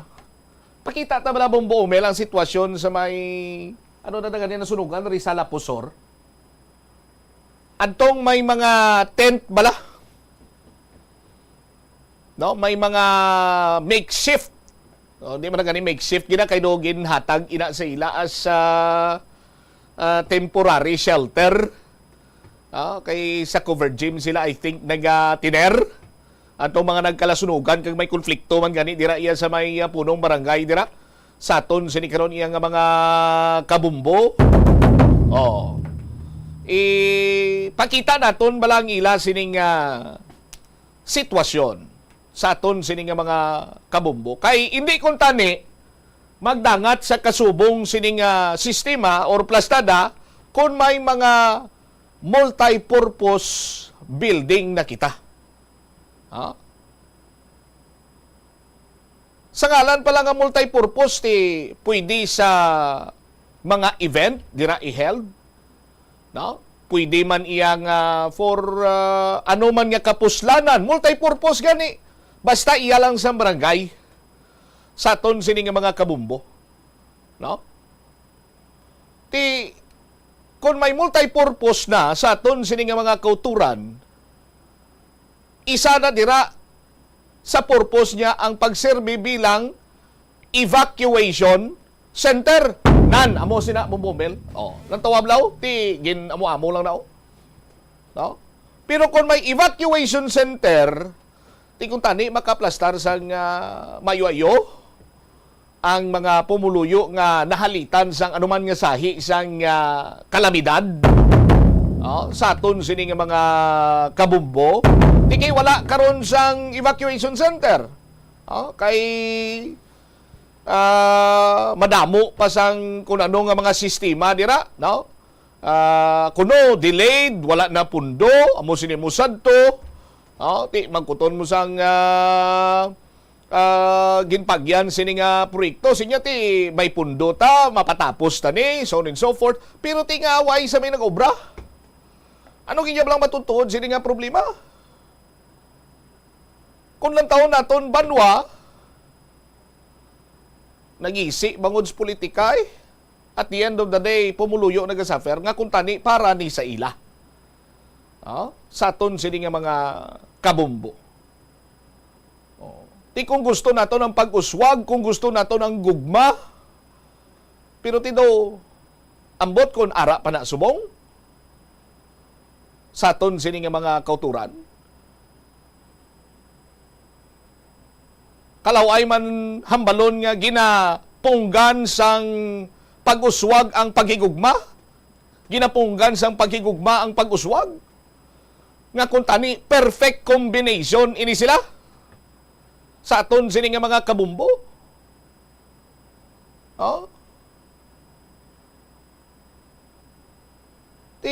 Kung matuod ang impormasyon nga ginpakansel ang tanan nga klase sa daycare kay nabalaan nga manghatag si Congresswoman Jam sang pagkaon para sa mga kabataan, patiya kabataan na dalahig na patiya kabataan na dalahig na sa aton sini nga mga kabumbo nga ti once in a while makatilaw man sila tani isang ila sining ginahandom iyang fried chicken nga nagaragumo kag nagaduga-duga. Sa aton sini nga mga kabumbo makakaon sila sang ang kunang kilala ko pa hamburger, hamburger. Hamburger. Burger na lang bi. Burger ka sa akin. Wala na. Pero ang maligong sumanjam niya, dayon yapon na nagtag kita ya sa mga gym sa Nalumkahoy na importante nga napanagtag ko no suno pa sa kongresista. 20 minutos na nakaligad sa takna sining launa. Pagbalik naton banwa istoryahan naton. Nakahingagaw si Mr. Ray Dominez sa pagtambong sang meeting kiti ang sa communication ni Mr. Dominez meeting nakabutang no? At to balang dumduman yung gin-postpone nga Committee of the Whole hearing may kantanan sa mga complaints batok sa Stephanie Coliseum dira sa Banwa sa Dumangas. Ti ang pobre no? Apisar nga ti may ginabatsyag kay stroke victim mo sa aton sini nga mga kabumbo. Tiga punto, tawagan ta siya. Ara siya sa ospital. Kaya ang ulihing nga mensahe sa ako ni Mr. Ray Dominez, niya nakatambong ko sang meeting, sir. Bumbutsam. Nga galing kaya ang ila sining nga meeting to, karadlawan. Tinga nanging karadlawan now. Anyway, balikan tani karon sa aton sini pa rin nga pagpangalagad. Lakip na si Nadri Banwa ang natabo sini nga vehicular accident dira sa may Sunset Boulevard nga kung sa diin ginapayag gimbawian gid sang kabuhing isa ka rider. Ini nga mga balita kag impormasyon balikan ta sa maray nga pagpalayag sa Bumuray sa Udto pagkatapos ang pila ka importante nga mga paibalo. The Farmers Bazaar, your traditional public market with the touch of Plasuelados, ang isa ka lugar nga gintukod sa tion kag sa kasagsagan sa COVID-19 pandemic. nga may tinutuyo nga maghatag sa imo sang safe marketing experience. Subong nga ang COVID-19 hindi na gid man dako nga pamahog kag nagapakadto na kita sa next normal. Rest assured nga ang Farmers Bazaar will further evolve agud nga magpadayon sa paghatag sa inyo sing satisfying marketing experience. The Farmers Bazaar.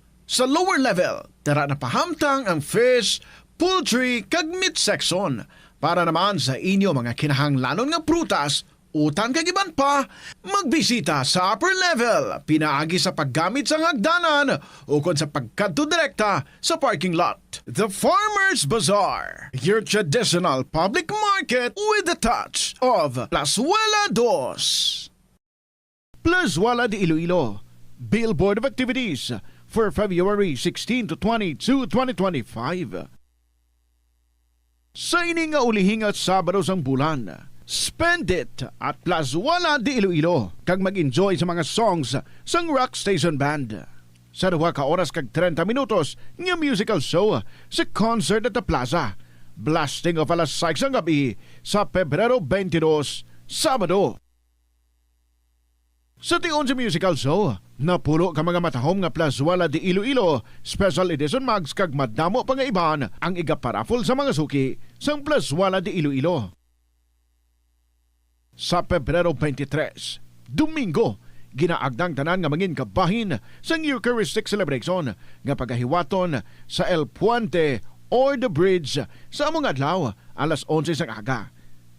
Sa tion sang Holy Mass, magpangamuyo kita sa Ginoo nga hatagan niya kita sang grasya sa pag-intiende kag pagbaton nga ang tanan nga mga kabudlay kag pagtilaw sa aton kabuhi are meant to make us spiritually stronger and closer to Him.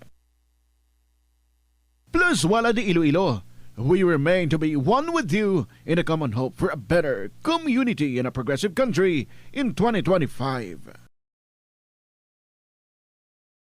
Kagasto gid bless sa imo adlaw-adlaw kag feel mo gid pirmi ang petsa de peligro bangod nga wala na gid unod ang bulsa. Gamita ang imo bulanan nga spending habits, amo man ang imo bulanan nga take home pay agud nga makasat ikaw sang budget nga imo gid masunod. Wala man sang pulos ang istrikto katama nga budget kaangay sang indi gid pagkaon-kaon sagwa. Apisar nga naandan mo na nga naga-take out ikaw 4 ka beses kada semana. Sa malipot nga pulong, himo ka sang budget nga nagasanto man sa imo nga lifestyle kag spending habits. Dapat nga himuon mo man nga inspirasyon ang imo budget para angkon ikaw sang bag-o nga mga hobby, kaangay abis sang pagluto sa sulod sang balay.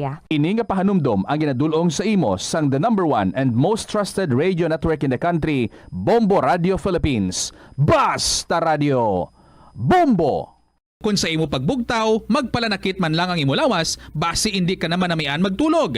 May panugyan ang pain medicine specialist nga si George Gergis. Simple lang. Una, maglikaw sa pagkaon nga nagapromote sang inflammation. Pilion mo ang madamo nga utan, prutas, whole grains kag seafood bangod ginapataas ni ang antioxidants nga nagabulig sa pag-reduce sang inflammation. Mag-exercise apang hindi man pagpataman. Ang movement nagalubricate sang joints gani nga makalikaw sa pain kag stiffness. Paano bala mahibaluan ang isa ka impormasyon nga nagapatalang? Ukon sala. Una, i-check gid ang source kung sa diin inihalin. Kung ang impormasyon halin sa reputable news outlet, makit-an ini sa ilang website. Ikaduha, i-check ang petsa sang gin-publish ang impormasyon ukon ng article. Ikatatlo, i-check ang detalye sang impormasyon. Basta hagid ang bugos nga istorya bangod posible nga ang detalye ang malayo katama sa nakabutang sa headlines. Mag-fact check. Atensyon sa mga mahilig magamit sang aircon. Nagpaandam ang medical expert batok sa mga balatian nga mahimo makuha gikan sa sobra-sobra nga paggamit sini. Sino ka Dr. Maria Encarnita Limpin, isa ka experienced healthcare specialist, mas maayo nga checkyaron nga malimpyo ang hangin nga nagikan sa aircon bangod kun mahigko, mahimo ini nga magtugas sang impeksyon kay mga balatian kaangay sang pulmonya. Gani hagan-hagan na lang ina bangod bisan makabulig ini sa imo sa maginot nga tiyempo, may risgo man ini sa imo nga ikaayong lawas. Kung sa dalan importante ang speed bumps, amo man ina sa imo galastuhan. Butang kasang slow down nga barriers para mahagan-hagan ang imo galastuhan. Lakip sa siniya mo ang pagkakasi ng payment information alin sa shopping apps o mobile devices, paghimo sang barriers sa tunga sang shopping cart kag check out. Hindi ka man mag-subscribe sa promotional email sa text kung nabudlayan ikaw mangindi sa sale. Kung kakasun mo ang convenience sa spending, mas makasave ikaw sang imo pinangabudlayan nga kwarta kag sigurado nga malabot mo ang imo financial goals. Ini nga pahanumdom ang ginadulong sa imo sang the number 1 and most trusted radio network in the country, Bombo Radio Philippines. Basta Radio! Bombo! Sa kasakuon sa mga ginikanan subong, tumalagsahon na lang kamo nagaupod bisan magkaon. Apang bisan anuman kuntani nga kasakuon sang miyembro sang pamilya, hatagi gid sang oras nga kamo makaupdanay sa kalan-an o kon makalagaw kun wala sang trabaho. Kung nagaplano sa aktibidad agod nga maka-enjoy upod ang imo nga pamilya, tandaan nga ang focus nyo amo ang pag-spend sang inyo oras nga updanay kag wala dapat sang iban nga mga bagay nga ginapaminsar kaangay sang trabaho o kon homework. Nakasimba ka na bala sa Miagao Church? Ini ang kilalaman sa tawag nga Church of St. Thomas of Villanova. Ang construction sa nasabit nga simbahan ang nakumpleto sa tuig 1797. Sa subong, ang Miagao Church ang isa sa mga tourist spots sa Iloilo. Popular ang Miagao Church sa detalyado kag artistic sculptures sini nga nagapakita sang Spanish, Muslim kag Chinese traditions. Ang Miagao Church ang gindeklara bilang UNESCO World Heritage Site sang Desyembre 11, 1993. Yari ang mga tips nga dapat mo tandaan agud nga mangin safe and healthy ang pagkaon sa imo nga pamilya. Dapat nga tabunan mo gid pirmi ang mga pagkaon nga yara sa lamesa o kung ara sa imo kusina agud malikawan nga kadtuan ini sa mga insekto nga mahimo magresulta sa microbiological contamination. Gilayon nga ihabuoy ang mga napanos na nga mga pagkaon o kung ang ginasuspetsahan mo nga malapit na lang mapanos nga pagkaon. Ang pag-reheat o kung pag-recook sa sining mga pagkaon ang hindi makabulig. Gina-advise man ang paggamit gid ng serving spoons agud nga malikawan ang cross-contamination sa mga tawo nga nag-share sa mga pagkaon.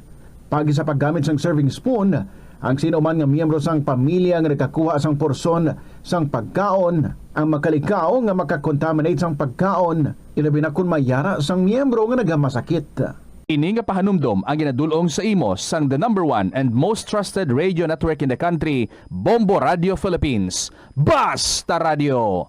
Bombo! Paano bala magpain sang basura sa panimalay? Magpreparar sang separado nga suludlan para sa wet kag dry kitchen waste. Magpreparar sang duha ka mga suludlan para sa dry waste sa bilog nga balay, isa sa plastic kag isa sa papel. Ibutang sa isa ka suludlan ang mga bagay nga pwede pa magamit liwat ukon mabaligya kag ihaboy naman sa gwa sang puluyan pakadto sa basurahan ang mga wet wastes. Makakinot kag makakwarta ka na, makabulig ka patipig kag sa katinlo sang imo palibot. Panugyan na rin sa eksperto kung kwarta ang paghambalan. Apesar limitado ang imo abilidad nga mag-invest, ang gamay nga contribution sa investment accounts ang makabulig sa imo nga maggamit ang earned money nga maka-generate sang dugang nga income. Ikonsiderar ang pagbukas ng retirement account o kung iban nga investment account. Ini nga pahanumdom ang ginadulong sa imo sang the number 1 and most trusted radio network in the country, Bombo Radio Philippines. Basta Radio! Bombo! Yari ang mga simple nga pagiagod makakinot sang tubig, hindi mag-shower o kung maligo sang malawig. Sa sulod sang panimalay, kalabanan sang tubig ang ginausar sa pagpaligo. Nagalabot sa 24% sang tubig sa panimalay ang natigana sa pagpaligo sa mga miyembro sini. Ang pagpanubo sang tiyempo sa pagpaligo sang 2 ka minutos ang makabuhin sang 30% sang ginakonsumo nga tubig. Maggamit sang shower timer o kung mag-set sang alarm sa imo cellphone kag ilimit lamang sa 4 ka minuto ang pagpaligo. Kung nagagamit sang shower kag nagahulat pa sa pag-init sang tubig, saluda sang balde ang nagailig nga mabugnaw nga tubig kay sarang paining nga magamit. Kaunta sang La Paz Batchoy. Ang Iloilo ang kilala bilang home of La Paz Batchoy. Mahimo kagid nga maglibot sa Iloilo, mag-food trip, kag ikaw mismo ang maghusgar kung ano ka namit ang La Paz Batchoy. Pwede mo gid ma-enjoy ang La Paz Batchoy nga may pandesal kag puto. Butangi man sang gamay nga paminta kag patis ang sabaw. I-mix sang maayo. Kag, enjoy! Kung kulang pa kag wala pa nabusog, pwede gid nga magpadugang sang sabaw. Kunyara ikaw sa simbahan, importante ang pag-practice ang good manners and right conduct bangod lugar ini sa pagtuo. Sa sulod sing simbahan, makita ng mga tawo nga malinong bangod sa pagtahod sa sagrado nga lugar kag sa iban nga tawo nga nagasimba. Yari ang dapat himuon kung magpadulong o kunyara sa sulod sing simbahan. Magsuksok sang formal nga bayo kung magsimba. Likawan nga mangin kaswal o kung magsuksok sang revealing nga bayo. Magpadulong sa simbahan antes mag-umpisa ang misa bilang pagpakita sang respeto. Apang kung late na ang imo pag-abot, magsulod sa simbahan sang malinong kag magpangita sang pulungkuan nga wala sa may nagakatublag nga iban. Mangin mahipos o kung sa maghambal sa manubo lang nga tono sa sulod sang simbahan.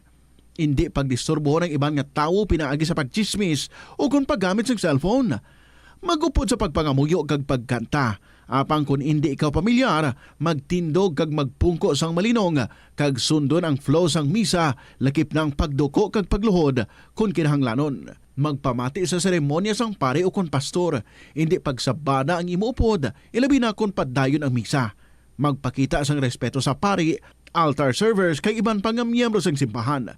Masami siguruhon nga naka-silent mode o kung naka-turn off ang imo cellphone antes magsulod sa simbahan. Agud malikawan ang distractions. Likawan ang pag-test o kung pag-browse sa internet samtang nagamisa. Kabombo! Subong nga naghalog na ang restrictions, madamo na nga mga physical activities ang ginabalik, ilabi na mga sports events. Apang maghalong lang ha, bangod kun kaisa, hindi malikawan nga may injury gid nga maangkon. Suno kay Michael Vincent Kayanan, physical therapist, ang ice ang mahimo nga ma-apply sa bahin sang lawas nga masakit sa sulod sang duha ka adlaw.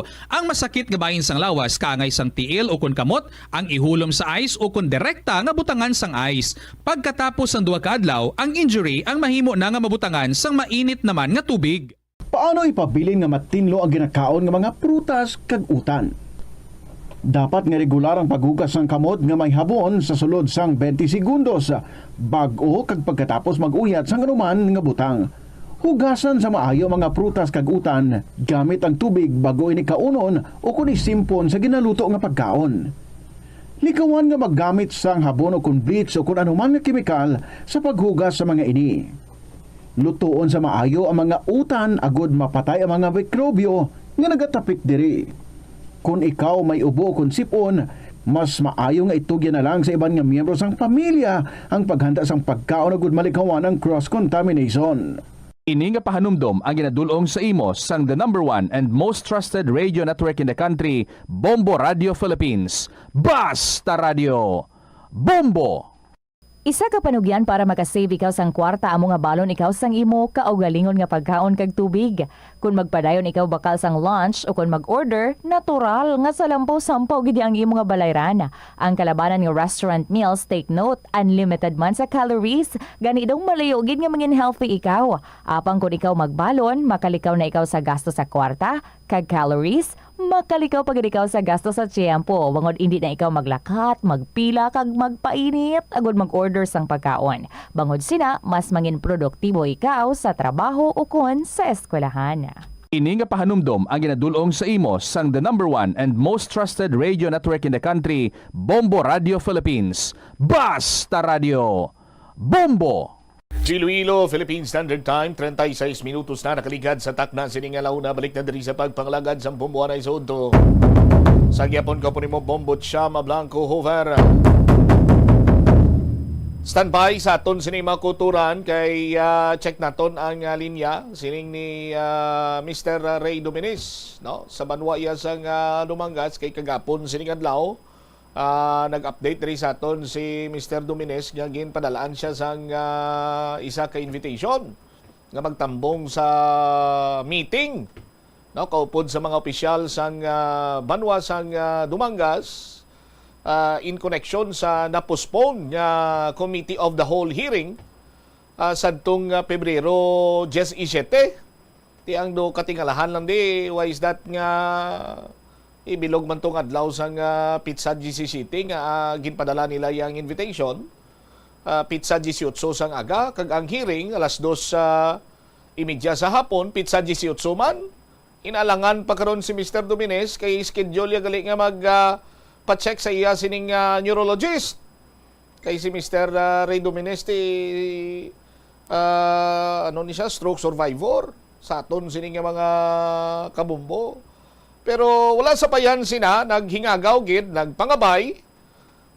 Agod nga makatambong lamang sa nasambitan sining meeting. It turned out nga do nangin karadlawan. Nga nangin karadlawan now. Yari karon sa aton sining linya si Mr. Ray Dominez. Sir Ray, good afternoon. Welcome liwat sa pagpangalagad sa bumbuanay sa udto. Diri karon na maging kaupod mo sa gyapon bumbod sa mover ini sir.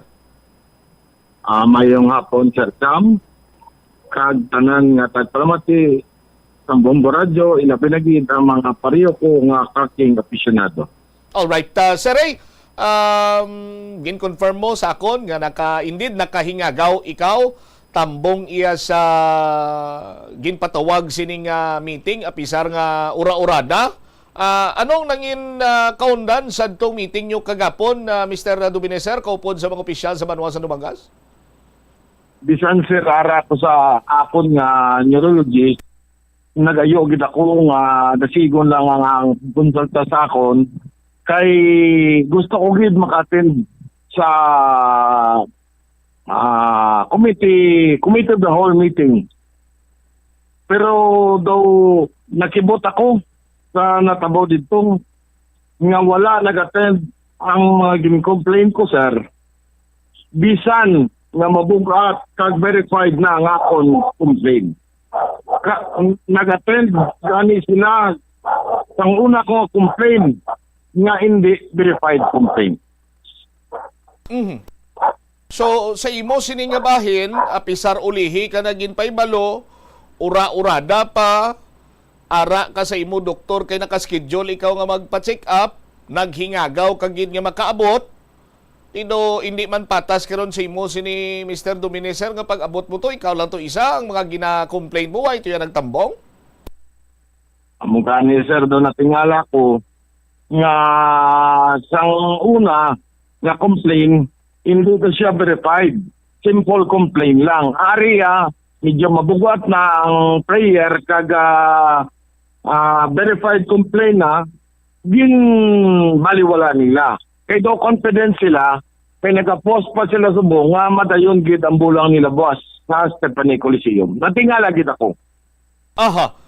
Basi kung pwede makaburo balik-balik jutay nga nakambal ikaw nga duha-duha or hindi posible nga madayon ang bulang buwas nga daw. Ano ganing istorya sa likod sinadri Mr. Domineser?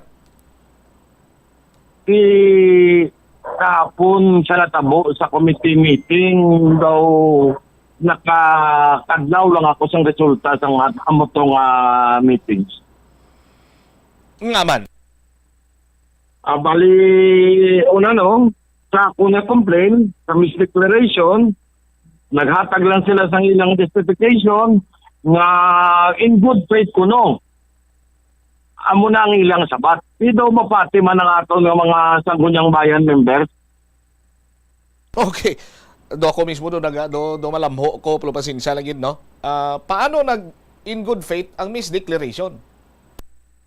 Okay man lang sir sa mga sa mga SB members pinalanggang SB members nga daw amo to ilang sabat nga ginbayran nila imbis nga 5 cups, 3 cups.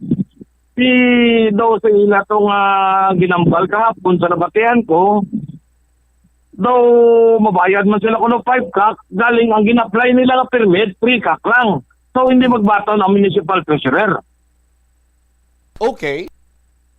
So with that, anong sistema may ara sang violasyon ang Stephanie Coliseum per se sa mo sini nga mga natukiban nimo Mr. Domineser? Ay hindi lang ko sunod sir kambal no kay tiara na sa mga konsehal ta sa pag-decide kung anong ilang na pagtanaw. Aha.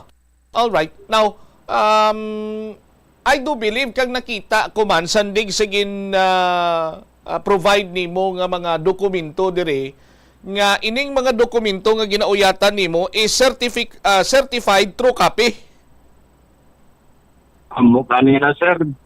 Bali pagkabaton ko sang committee of the whole report nga nag-ambal to nga daw isa lang first offense lang bala. So daw naglain lang ang boat ko, nagpanigana na ako, certified true copy ko na, inwarningan ko ng SB Secretary, nga certified true copy ko ni para sa uli magamit ko sa isa ka legal nga aksyon kung maglala ang sitwasyon. Kung sa nangin resulta pa sa hearing or meeting kagapon sining adlaw, are you satisfied sa nangin lihok sa mga opisyal sa Banwasan Dumangas, Mr. Domines, sa imo sining complaint? Kadlaw lang ko sir to sa mga naistoryahan kay isa pagid sir no. Ang nagligad nga identified beneficiary nga ginhatag nila sa konseho nga committee of the whole meeting na sa February 10 nakibut ako nga nag-submit liwat ang Stephanie Coliseum ng isa naman ka set ng identified beneficiary ng mga punong barangay sa Banwasang Dumangas. Though hindi ko lang siya matandaan ko ng mga pangalan, no? Pero madamo ang kapitan na nagpirma dito. Nagbaton sila palarihas tag 12,000. 12,000 pesos. Oo, sir. Oho. Pero previously, ambot ko ma-confirm mo ini, sandig man sa pagpangusisa sa Bombo Radio, may ara na sang nauna pa iyang meeting or hearing sa Committee of the Whole nga may isa ka particular nga punong barangay ginpamangkot ni Vice Mayor Onal Goles kung nangin beneficiaryo sa ang sabatya sinya ambot Vice. Hindi man gid amo ning mga term niya bat ang hambal niya as per information nga nakalabot rin sa Bombo Radio, niya ambot Vice kay nagpirma malang ko da? Daw matuod din na sir nga muna natabo nga nagambal pa ang aton nga pinalanggang nga Vice Mayor nga kap basi ka katulog ka pa pwede ka lang anay kapungko.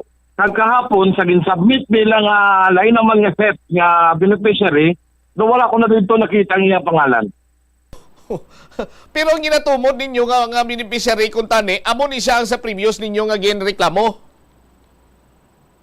Muna sa sir, ang previous nga mga reklamo. Alright. Linis nila ang ilang beneficiary.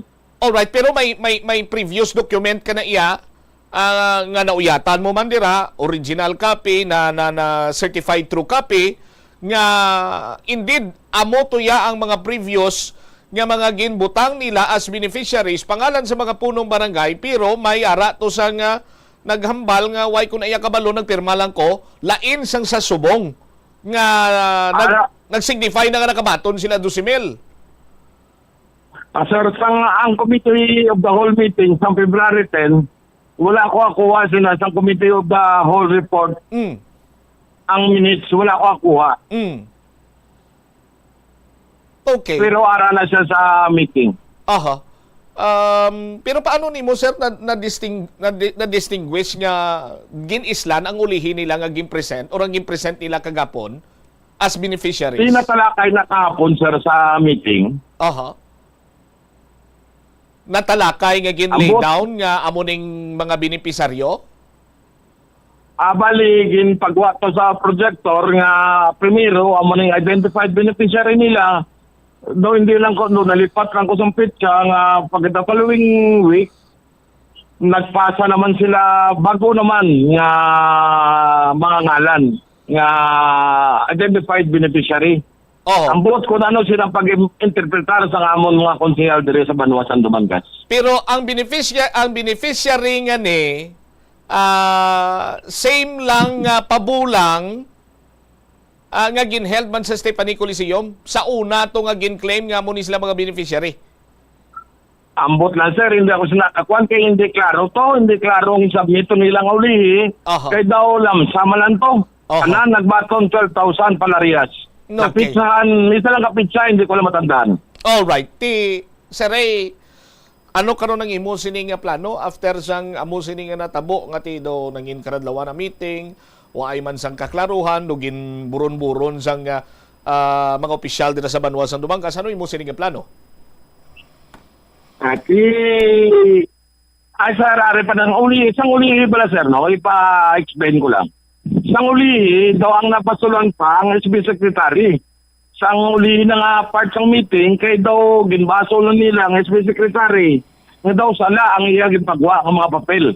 Nga naging deny na sa mga isa ka SP member nga wala sila sinakahambal. Oho, ano kuno nga dokumento tong ginpagwa sang SB Secretary?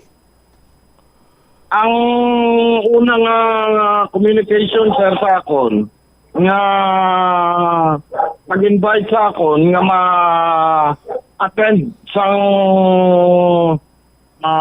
meeting sang January 7. Sang January 7. Oo. Oh, invitation sir, invitation letter. Okay. Amo ni siyang certified machine copy of the original man kag pirmado sang Secretary of the Sanggunian? Amo na sir, amo na ang ginatag ko ang mga documents. Dated January 3, 2025? Amo na sir, dated January 3, amo na ang gindinay nilang mga konsehal nga wala sila sinakahambal. Iya lang sa SB Secretary. So doon naluoy ako sa SB Secretary nga daw inusinti siya sa natabo. Basahon ko lang, Sir Rhea, ang letter ang in-provide mo diri sa Bombo Radio. Office of the Sangguniang Bayan, date January 3, 2025, Mr. Ray Dominez, Barangay Hardin, Dumangas, Iloilo. Subject, action taken on your complaint. Dear Mr. Dominez, we acknowledge receipt of your complaint filed with the Office of Sangguniang Bayan on December 27, 2024. In response, your concern was calendared for deliberation during our next regular session held on January 3. Following the discussion of your complaint, the Sangguniang Bayan has resolved temporarily hold the approval of Stephanie Coliseum's request for cockfighting permits for the months of January and February 2025. However, permits for the events especially scheduled on January 4 and 5, have been issued while the investigation into your complaint is going. Additionally, we invite you to attend the committee hearing for further discussion of your concerns. The meeting is scheduled as follows: January 7, 1 p.m., Municipal Session Hall. Your presence will be greatly appreciated to help facilitate through and fair resolution of the matter. Should you have any questions, so on and so forth. Signed, Sandra Di Maisip, Secretary of the Sangguniang Bayan. Halin sa Office of the Sangguniang Bayan, ini? Ngagin deny sa isa ka Sangguniang Bayan member raw? Ambot lang sir, amo na sir nga nagkuha gid ako na sa mga certified true copy. Kay ginwarningan ko na ang among tinalangga kay SP Secretary nga pagagamiton ko sa mga madasol nga tikang. Kay hindi na ko conforme sa gipagwa nga ilang pinalitan. Verified complaint na siya, certified true copy na sir, certified true copy. Anong botsilingon sang Sangguniang Bayan? Or sa particular Sangguniang Bayan member nga nagbato-mato lang ang Sangguniang Secretary? Nga magpatawag sa meeting sa bate ko sir. Nabate ko sir kahapon daw amo na ang punto nga daw naluoy na ganay ko sir bala sa SB Secretary nga daw siya nang anuhan daw ang sala bala daw siya na tanan nagkanto. Pwede bala ka matumato? Ano ang authority sang SB Secretary nga magpatawag sang mag-invite sang isa ka resource person or sang tagreklamo agud nga mahatagan sang nagakigo nga pagtamod ang iya sini nga concern? Anong kinamatarong niya? Anong authority rather? Kung hindi siya paghatagan sang instruction abi? Amo gani na sir sa daw nahamot ako sa nga meeting kay daw imbis nga daw ano ako tani daw na nakayuhom na lang ako sa matabo ang resulta sang meeting. Di man na-resolve to ang mga problema or mga conflict or mga questions di mo na-resolve adto kagapon siningadlaw sa Ray? Bali sir, meeting lang ato. Bali subong may session ang Sangguniang Bayan. Subong mabalaan ang ilang desisyon kung anong desisyon nila kung pagatagaan pa permit ang pabulang sa Stephanie Coliseum pizza 20 sa Pebrero. Kay actually sir, damo ako friends nga mga amigo nga nagatawag gapamangko sa akon kumadayon ang pabulang bus. So wala ako na gina-confirm o kay kapamangkot sila sa akon, kaya kung complainant, Hindi wala ako may masabat. Oh. Ang sagot ng bayan, amo taning pamangutunta. Kung yung tagaan nila permit o kung why. Alright. Unfortunately, kang ginagasabat pa si Vice Mayor Unal Gules, but sining way ginamang dugay, nagkontak kita sa iya through our reporter, pero duway nagasabat si Vice Mayor Unal Gules, kay mangayo makita tani update, kag in fairness man sa iya, makasabat man siya sa mga padayon, sining wala sang klaro, nga nagaklinabo dira sa Sanggunian with regard sa Stephanie Coliseum nga issue ni Mr. Dominez, sir? Ate, akon amambal ko lang, no? Kung mag-amo man lang siniyo, pasensyaon lang ako sa akon mga amigo, mga konsyel, kay puro kami sila amigo eh. Sa mga amon pinalanggang ang Vice Mayor, puro ko ni sila amigo, malapit ko nga suod nga amigo, pasensya na lang kita. Kaya daw, kung tagaan pag nila permit, ang amon nga pabulang, mapilitan ako. Kaya ang mga dokumento ko, preparado na para himuan sa mga apidabit. Din mo plano i-file ining reklamo, ang complaint ni mo, sir? Base ko makapa-file ako complaint sa sa ahensya nga natungdan. Alright. Sige, once again, thank you sa imo sininga tiyempo, Mr. Ray Dominez, sir. Maayong hapon.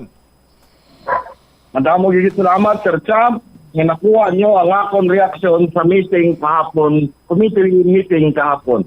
Madamo gid niya salamat. Alright, very well, si Mr. Ray Dominez. Ino ay klaro, sa aton sininga mga kabumbo, ang willingness nga mag-attend para nga maklaruhan kag ang resulta sini eventually para man iya sa kayuhan sang banwa. Do mo ning nakita naton nga purpose ni Mr. Ray Dominez. Bangod sa natukiban niya, may mga misdeclaration, sobra-sobra nga pagpanukot, no?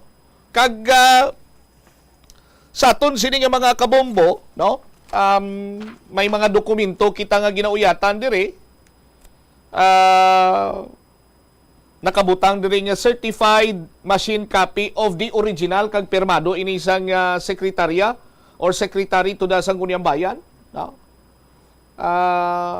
Minutes ini sang January 7 nga Committee of the Whole hearing, kag diri gani may mga admission sa bahin karon iya sang Stephanie Coliseum sa aton sinima kabumbo.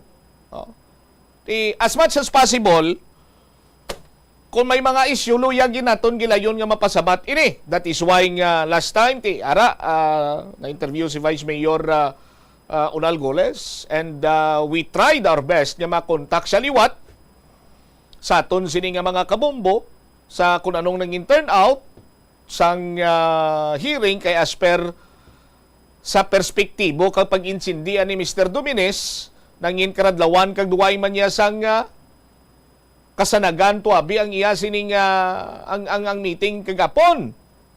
Also, luyag man naton mabatian ang kampo sang Stephanie Coliseum sa ngalan sang patas nga pag waragwag. Para nga mabatian taman nga ma-air man ang ila sining nga side. Tingwa man ta nga malabot sila para patas ang aton sini karon iya nga presentasyon, no? Pero sandig diri sa minutes sa aton sini nga mga kuturan, may mga ari diri nga admission kag may mga pananawan gani nagikan sa mga nagtambong man didto, no? Nga indeed mayara sang na-commit nga violation sang ordinansa ang Stephanie Coliseum. Sa aton sini nga mga kabumbo. Una, ang issue sa gaffer sa aton sini nga mga kabumbo, no? Tapos ining mga miscellaneous fees nga damo nagapamangkot sa diin ini nagakadto, no? Sa aton sini nga mga kabumbo, no? May nagpahayag man diri sandig iya sa the municipal legal officer siling niya Ang problema naman diri, no? Diri balaya sa nagabayad sa ila. Technically, di naman siya supposed to be gabayad ka municipal tax si Stephanie Coliseum unless withholding agent siya or ginauthorize siya to collect. Ini sa isyo sang 100 pesos nga gaffer's fee kag 50 pesos nga miscellaneous, no? Sa aton sini karon iya nga mga kabombo, no? So, ari documented ini tanan nga ginaplastar naton sa aton sini karon iya nga mga kabombo, no? Para iyang maging klaro sa tanan, no? But luyag pagid naton nga maplastar ini nga mapresentar taman ang bahin sang Stephanie Coliseum, no?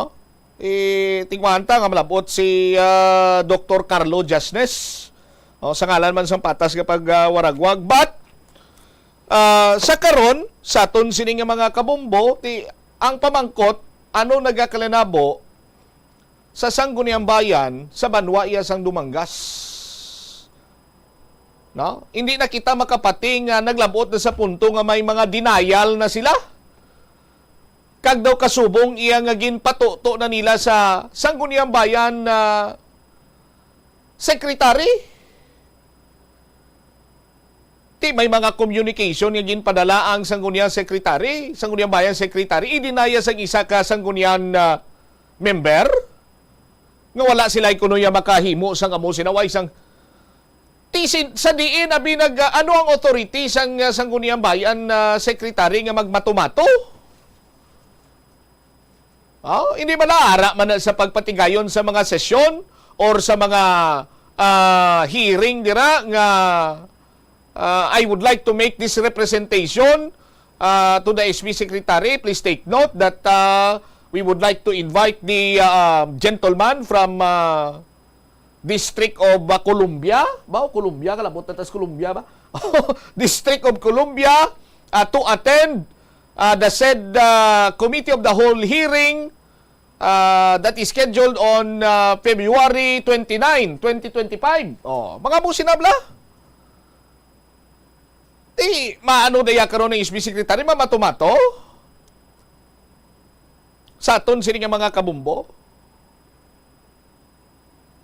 Tido makahambal man kita karon nga may ginahimo na kamo nga tapalan. Ti ko may ginahimo na kamo tapalan, ang guwaya sini luto-luto na eh. Ti ang pamangkot anong ginaluto nyo? Kalo-kalo? Ginakalo-kalo ninyo ang mga ginalapas nila nga ordinansa sa aton sini nga mga kabombo para makapalusot lamang nga makapadayon ang pagbulang dira pisar nga may mga reklamo kag may mga kakulangan. In fairness sa Stephanie Coliseum, but nakita naton sa go over naton ng Committee of the Whole nga minutes diri may admission.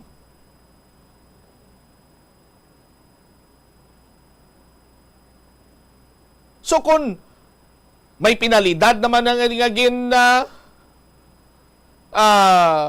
implementar, sa kadamo-damo sang violation, isa lang ka pinalidad. Amo nang palamangkutanon diri karon na banwa sa aton sini karon iya nga mga kabumbo. Tapos ano tong as per information from Mr. Dominez sa interview naton, may mga ginpang-islan nga beneficiary. Ay, di mapasugot lang niya ang sangguniang bayan dira. Ang pamangkot,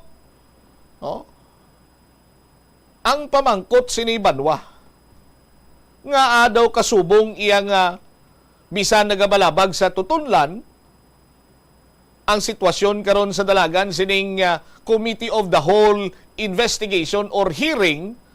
Sige lang niya gyapon ang panagitlon sang mga opisyales sa mga sangguniang bayan member kag sang vice mayor.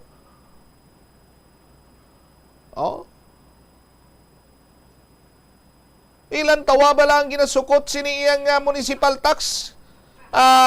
Tagged as or identified or ginhimo nila gin-declared as municipal tax 350 pesos. Kada sultada. Oh. Sa kada sultada magsin lang bumumel. Oh, may calculator ka na. Ari diyo, testingan ta.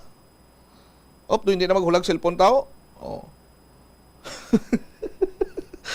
350 times 100 lang abi. 35,000. Oh? 35,000 sa aton sini karon niya nga mga kabumbo. Sa isa ka pabulang ang municipal tax nga gina kaltas. Oh, sa aton sini nga mga kabumbo. Pero gin-justify man ini nga para nga hindi na kuno magdamo kag para hindi na magsako ang sumahay imbis nga 200 ang municipal tax gindugangan sini nila sang 150 pesos.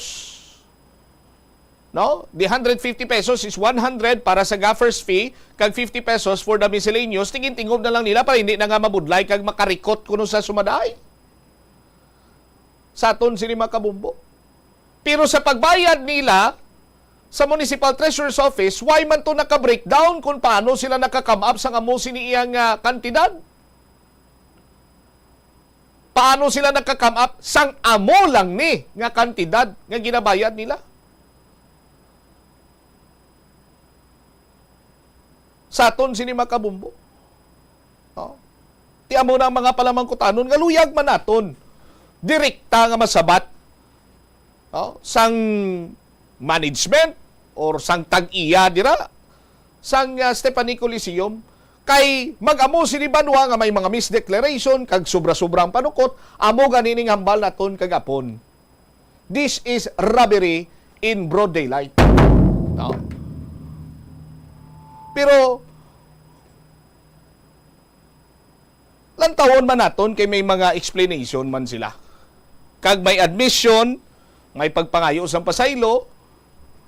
Pero ti ang punto sinadira banwa, kung wala ini ma-raise nga concern ni Mr. Domines, paano na lang? No? Pero hindi pa lang tayo kita diri nagatapos, kay may isa pa gid sinadiri ka sa supplemental issue or sa supplemental sini nga complaint ni Mr. Domines. Ang gina-question niya kay may ara sang paggamit pagid sa mga teller machine gani sa pagpusta. No? Ina bala sanction ina sang anong ahensya sang gobyerno sa aton sini mga kabumbo. No? Anyway, dugangan naton ini kidulapaw nagikita sa natin sa aton sini nga pagpangalagad. Standby na kamo sa kapon lamang program ko po naman sa kay Tita Regine. Ini si Bombot Shama Blanco Vergabilin sa imo sa mananay nga hapon. May God bless us all. Para sa the number one and most trusted radio network in the country ang Bombo Radio Philippines. Basta Radio Bombo!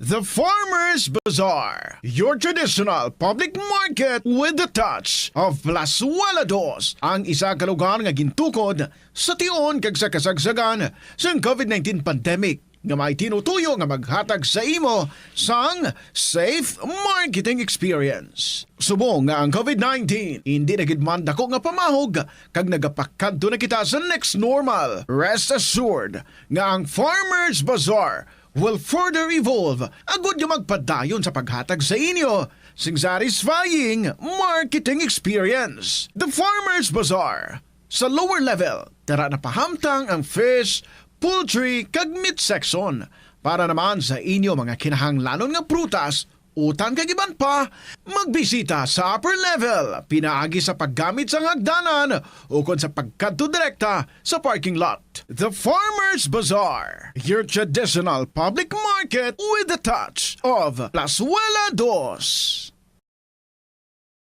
Plazuela de Iloilo, Billboard of Activities for February 16 to 22, 2025.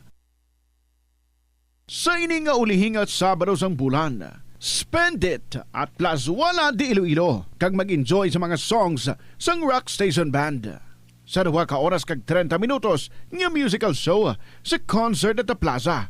Blasting of alas 6 ang gabi sa Pebrero 22, Sabado. Sa tion sa musical show, napulo ka mga matahom nga Plazuela de Iloilo, special edition mags kag madamo pa nga iban ang igaparafol sa mga suki sang Plazuela de Iloilo. Sa Pebrero 23, Domingo, ginaagdang tanan nga mangin kabahin sa Eucharistic celebration nga pagahiwaton sa El Puente or the Bridge sa among adlaw alas 11 sang aga.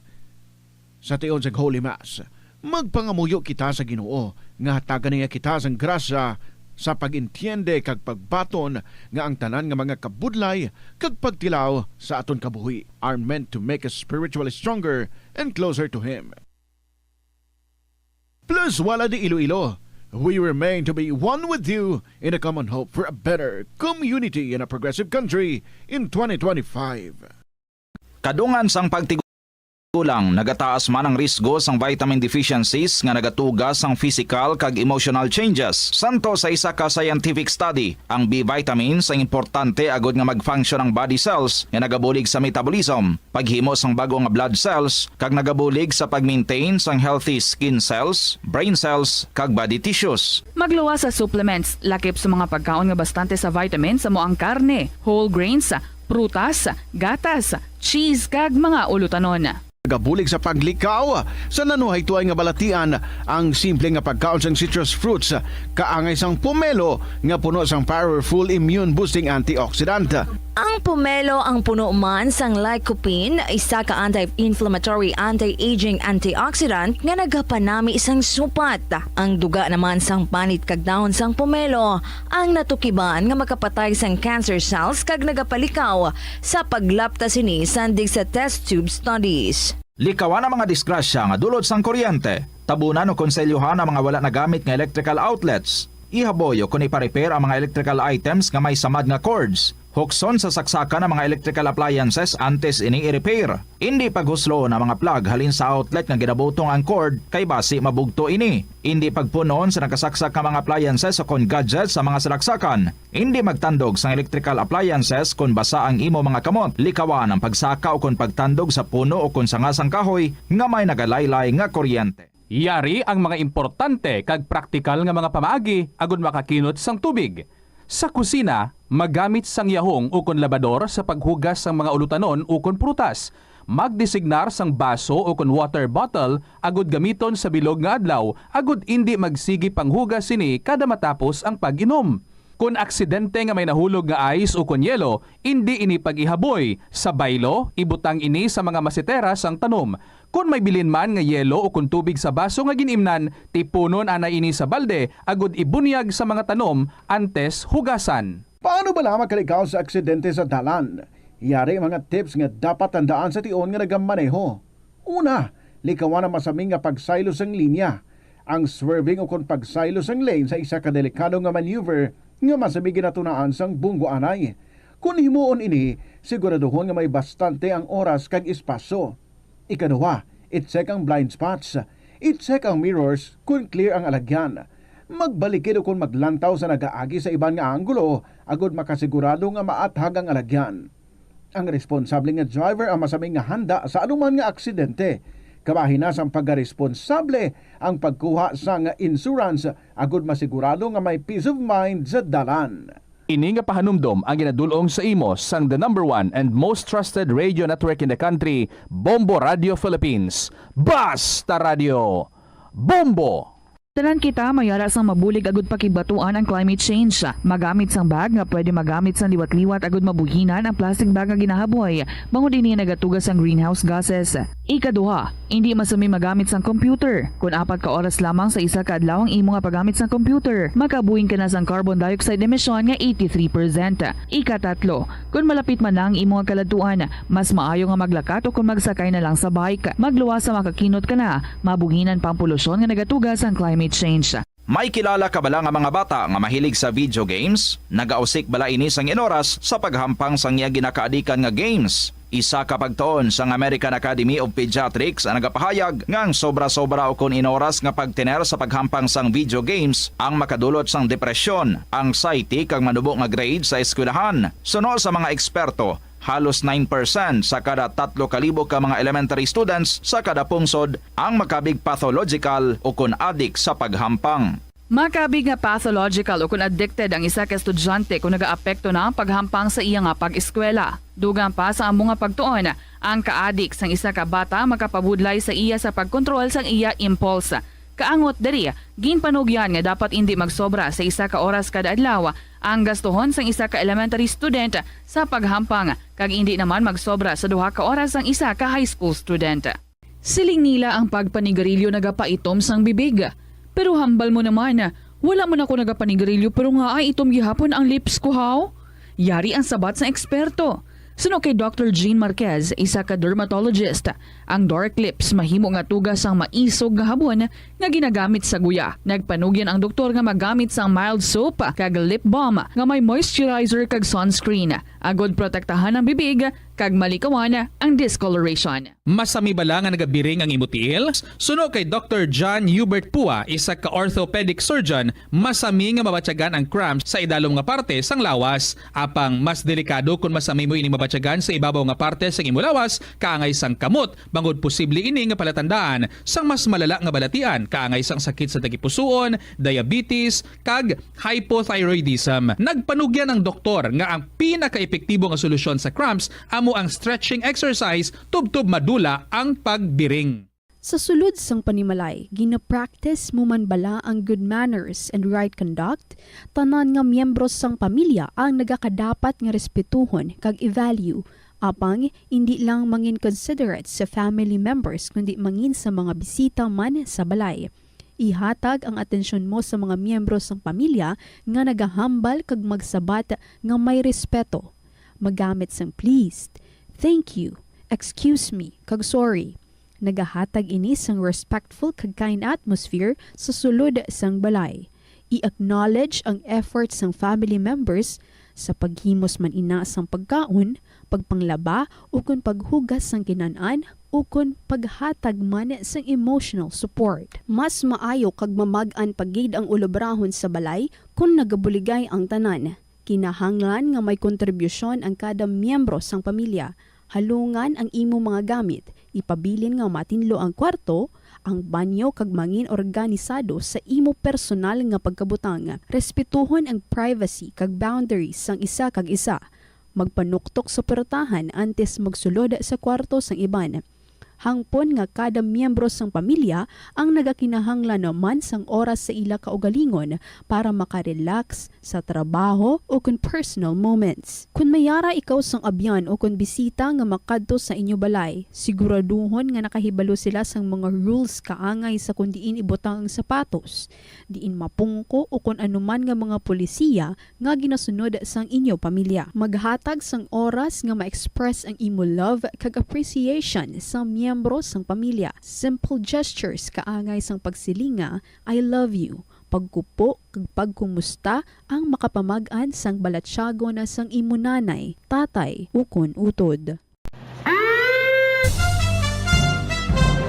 Ito ang Bombo Radio Philippines. Fully digitalized. Numero 1 sa balita, komentaryo, drama at serbisyo publiko. Bombo Radio Philippines. Bombo Radio Philippines. Ang inyong #1 at most trusted radio network in the country. Basta Radio Bombo!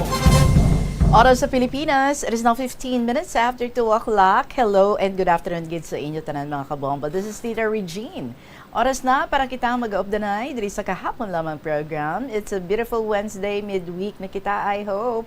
Sa inyo dira nga gina-hope nga ma-achieve for this week. Tunga-tunga naman kamo, halfway naman kamo, but if wala pa kalabot sa tunga-tunga, don't you worry. Pwede gid nga makahabol, pwede gid nga makaapas. Check naton ang aton nga Elections Day Countdown. Nagalapit ang ato nga pagkadto sa mga voting centers 82 days before Election Day. And sa mga luyag na maghabol man sa ilang mga kasaysayan, especially about love stories, pwede ninyo nga mga share ang inyong mga istorya, i-email nyo para mas madasig ko nga mabaton diri. Paki-email sa bombo_iloilo@bomboradio.info or isulat sa gihapon, pwede gihapon. Ipadala lang sa kahapon lamang program, DYFM, Bombo Radio Iloilo, Sky City Tower, Mapa Street, Iloilo City.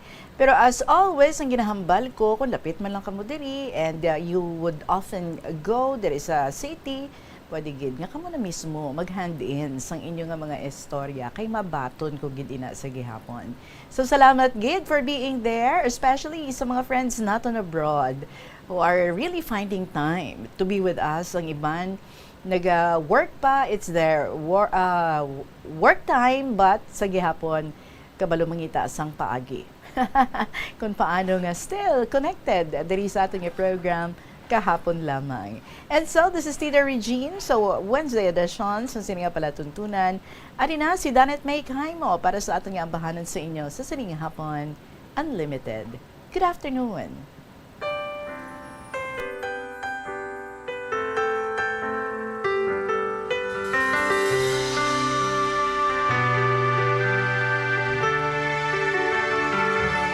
Ever seen the sun go down above you?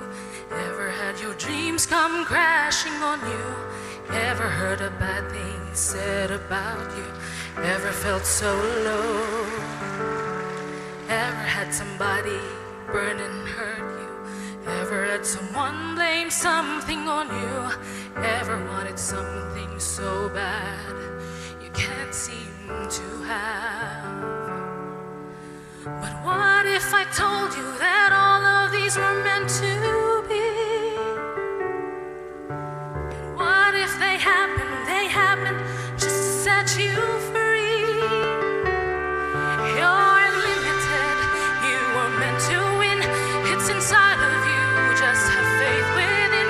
You're unlimited, and there's no end to what you can do. All your battle scars, you should wear them proud, because tomorrow there's something you'll sing about. You're unlimited, and there's no end to what you can do. What you can do.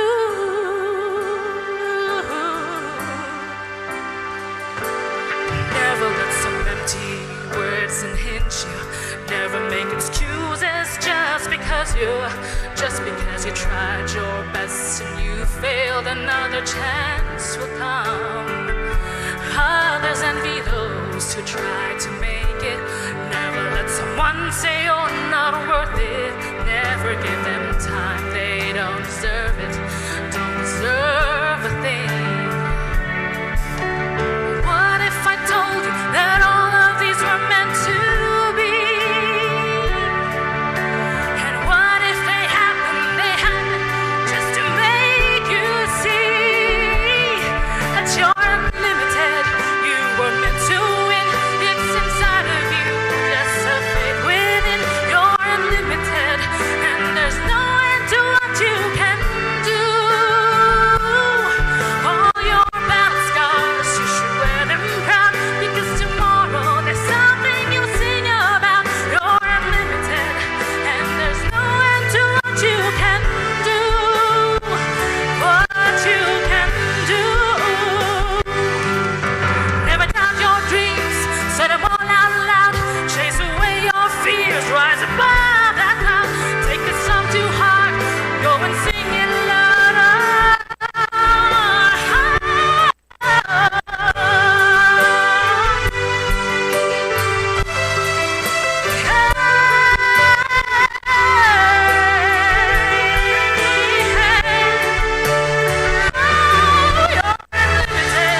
You were meant to win, it's inside of you. Just have faith within. You're unlimited, and there's no end to what you can do.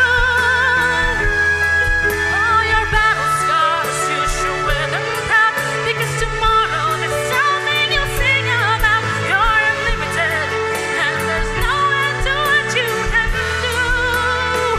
What you can do. What you can do.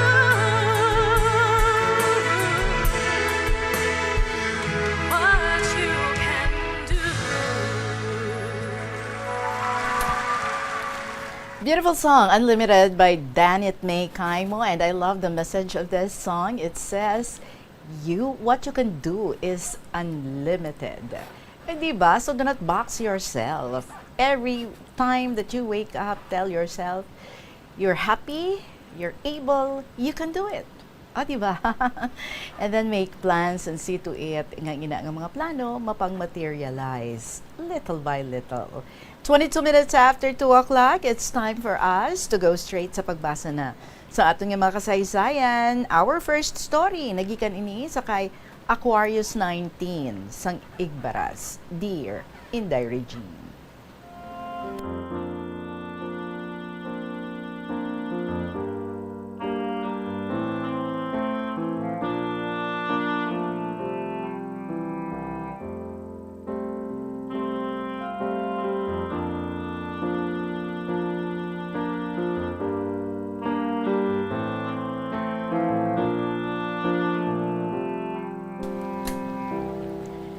Una sa tanan, maayong hapon sa imo, kag sa pinalangga mga tagpalamati, kag sa mga suki isang imong programang KLP.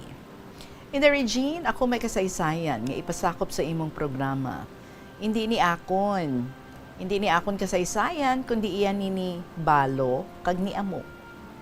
In the Regine, ini si Balo, may una siya nga bana, kag may bata sila nga 3, puro ini babayi. Ang ngalan sa bana ni Balo, si Senti. Ini si Senti, tama katahor, kag mapintas. Isa ka bes, may upod si Senting isa ka tawo. Nagpamangkot si Balo kay Senti. Sino nang upod mo na? Sabat ni Senti. Amigo ko hambal ni Balo. Nga ginupod mo na, nga daw amo o kung unggoy mo na, itsura. Siling ni Senti. Ay tarsa klase babae ni ay. Grabe ka manghikay. Siling ni Balo kay matuod man, ikog na lang kulang nga maging pareho ka amo. Siling naman ni Senti, di ka maghambal, kay basi pangaluyagan na ikaw sa ulihi. Hambal man ni Balo, bisan siya na lang ang lalaki nga mabilin sa kalibutan, why ginti maluyag sa iya. Pagkasunod nga gabi, nagpanahor naman si Senti, kag naagahan, kag pagpuli, may upod naman nga tawo. Namangkot si Balo. Maano man na ang upod mo? Siling ni Senti. Makuha asang baboy ta. Siling ni Balo. Di nga baboy. Sabat ni Senti. Ang sa idalom sang balay na higot? Bawdayon tumbo-tumbo ni Balo kag maghibi. Ay abaw. Yawan ako kapadako kag maguribay kapayas kag palawan lagaon kag ipakaon sa baboy. Imo lang ipanahor. Dayon kadto ni Senti sa kusina.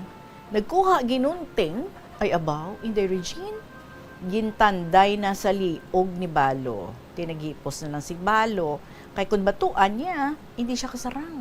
Kay dako nga tao si Senti, kay si Balo, jutay, kag putot. Wala siya mahimo. Naggadto na lang siya sa bubon, kag magkuha sang tubig, kay madigamo. Namahaw na sila sang kabataan niya, kag wala na nila ginpukaw si Senti, kay nagakatulog pa, kay naagahan sa sugalan. Pagkatapos nila kaon, nagpaharab sila sang ilabaka kagarbaw, si Balo kag ang iya kabataan. Hambal ni Balo, hindi kagid mapuslan nga tawo kaw. Ambot, san-o ka pa mapatay para kapahuway nako sang ugtas sa imo. Siling ni Balo. Nagabot ang kagabihon, nagtulog sila. Pagbugtaw nila sa aga, ginpukaw ni Balo si Senti kay para mag-uupod sa iya magpaharab. Siling ni Balo, ay abaw! In the Regine, patay na gali. Isa na kamaramig nga bangkay si Senti. Siling ni Balo, ay abaw, Ginoo ko, patawara ako. Doon na pamatud-an ang akong ipanghambal kay Senti. Ginpamaan ni Balo ang iya mga ginikanan kag kabugtuan, ginobrahan sang lungon. Pagkaaga, ginlubong, hambal ni Balo. Mapaubra patani kami sang balay, ti ano na ni, kay amo ni natabo sa iya. Hambal ni Balo sa iya utod, tapso ninyo ang kahoy para ihimuon nga hang, kag magama kawayan. Kaya nga atop, ako na lang masibit kag lukay. Masibit ka lukay. Apang, wala nagpati ang utod ni Balo, kay may ginlaktan. Hambal ni Balo, ako na lang mahinay-hinay. Inday Regine, 3 na kaadlaw ang tapas ni Balo kakahoy. Apang, wala gid na utod. Natabuan nga naglabay si amo kag nagsiling. Ako bala patapsa sina. Apang nagsabat si Balo. Hindi na. La ako inugsuhol sa imo. Hambal ni amo. Di wala man ako kapanukot. Hambal man ni Balo. Ambot sa imo. To make the long story short, in the Regine, si amo nga iya ginihikayan nagpangaluyag sa iya. Siling ni Balo. Nagpangaluyag si amo kag nagsiling kay Balo nga sabton mo ako. Hindi tagid ikaw pagpahibion kag paugtason kag nagsiling pa siya nga palanggaon ta ka halin sa ulo hasta sa dapa-dapa mapuerte. So samtang nga nagpamensal si Balo, ginpamangkot ni Balo ang iyang mga anak. Gusto niyo man nga mamana ako liwat? Hambal sang iya bata. May nakita ka na how? Hambal ni Balo. Mangita patana. Ihambal sang bata na. Ang ginambal mo na bala nga si amo kati mabuot kag permi na kami gani ginatagaan pagkaon. Dayon naglisensya si Balo kay nanay niya kag nagsiling ang iya ginikanan kay Balo. Sino mabaton sa imo kay may 3 ka na kaidi kun anak. Pagbalik ni amo, ti ano, mabaton mo bala akon pangaluyag? Siling niya kay Balo. Siling ni Balo kay amo. Kun porsigido kagid, pakadtuon mo imo ginikanan, kag planuhan, naton kung saan o kita kaslon. Siling ni Balo. Tingi pa mangkot kag ginikanan ni amo, kung sinong babae nga iya pakaslan, siling ni amo. Si Balo siling naman sa ginikanan niya. Sa kanamo sa babae nga siya pa. Kung pakaslan mo gid siya, burawah. Hindi kami magkadto didto para mangagon. Siling ni amo. Kung hindi ka mo, sarangan ko ina. Dayon pang dakop ni amo sang manok kag magdala bugas ng isa ka gantang, kag tuba nga isa ka dawatan, kag naglakat mangagon. Pagabot ni amo sa balay ni Balo, nagpamangkot ini. Ti di nang imo ginikanan. Ambal ni amo, babae da sila, hindi sila magsunod. So nagkaon sila, kag inistoryahan ang ila kasal, kung san o. Ang ila na istoryahan sa February 14, Valentine's Day, ha? So muna, February 14, ila kasal. Kag nagabot ang adlaw, in the Regine, nakasal na si amo, kag si Balo. Tapos kasal, nagkadto sila sa karinderya, kag nagkaon. Kag nagpamakal, kag nagpuli, sakay sa ila sarakyan nga karosa. Ang ginahikaya ni Balo nga si amo ang iya na dayunan, nga nangin bana. Kag si Balo, nangin matawhay na ang iya pangabuhi. Kay ining si amo, mapisan kag mabuot. Dito malawig na akong istorya in the Regine, hasta na lang diri ang akong ginbahagi nga kasaysayan ni amo kag ni Balo. In the Regine, kapati ka man balang, the more you hate, the more you love. So, madamo yung salamat. Happy Valentine's Day, belated. God bless you always. Ang Imusuki, Aquarius 19, sang Igbaras, Iloilo, 71 years old.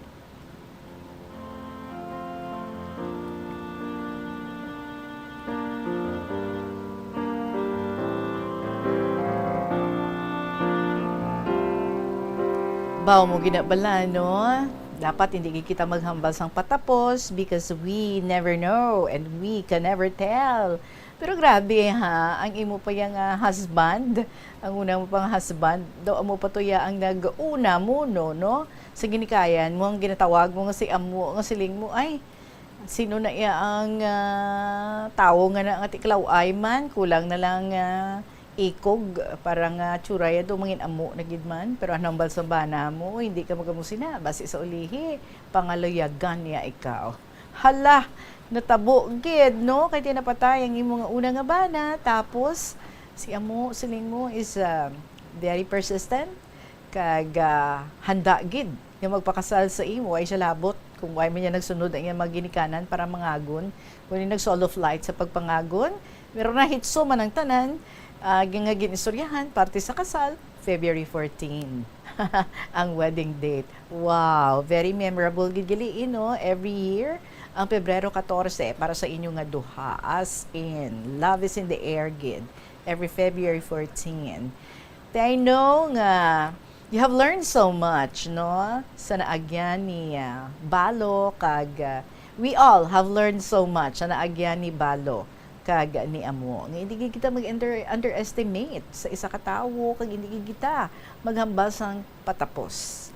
So kung hindi gid man niya amo nakakagwapuhan si Amo nga iya nga pagtawag, pero bawing-bawi naman, no? Sa pagkamapisan kag sa pagkamapinalanggaon. Ti ko ni B, ano pilion mo? Ang gwapo nga matamad o kun ang hindi ka gwapuhan pero tama kapisan kag very loving. O saan ka pa? Anyway, thank you so much again sa imo again share sa amon this afternoon. Aquarius 19 sang Igbaras, Iloilo. 32 minutes after 2 o'clock, we still have more stories to be shared with you. So magapanumbalik ang KLP pagkatapos ng pila ka mga importante ng mga pahibalo. Galibogid bala ang imo ulo kung manog tapos na ang bulan o kung basta due date mo na, nagapahanumdumgid ang financial experts nga dapat bayaran mo sa husto nga tion ang imo nga utang bangod maalam ini nga paagi sa paggastos ang imo kwarta kag may maayo pa nga mga benepisyo. Halimbawa, malikawan ang late fees kag maprioridad ang importante nga mga galastuhan. Dumdumaman nga ang on-time payment history ang makatibong man o kung makapamaayo gid sa imo nga credit score kag mapa-improve ang interest rates. Ini nga pahanumdom ang ginadulong sa imo sang the number 1 and most trusted radio network in the country, Bombo Radio Philippines. Basta Radio Bombo! Agud makalikaw sa food poisoning o kung paglain sang tiyan, sundo ng ining mga pahanumdom sa pagpreparar sa mga pagkaon kag ilimnon. Manghugas ang kamot kag ipabili ng katinlo antes kag pagkatapos ang paghimos. Kung nagamasakit, likawan ang pagpreparar sang pagkaon para sa iban. Siguraduhon nga naluto sang husto ang pagkaon. Kung mahimo, kauno ng pagkaon samtang mainit pa. Siguraduhon ang katinlo sang pagkaon agud ang selebrasyon mangin mas malipayon. Ang simple nga paghusay sang buhok ang may pila ka maayo nga benepisyo sa lawas.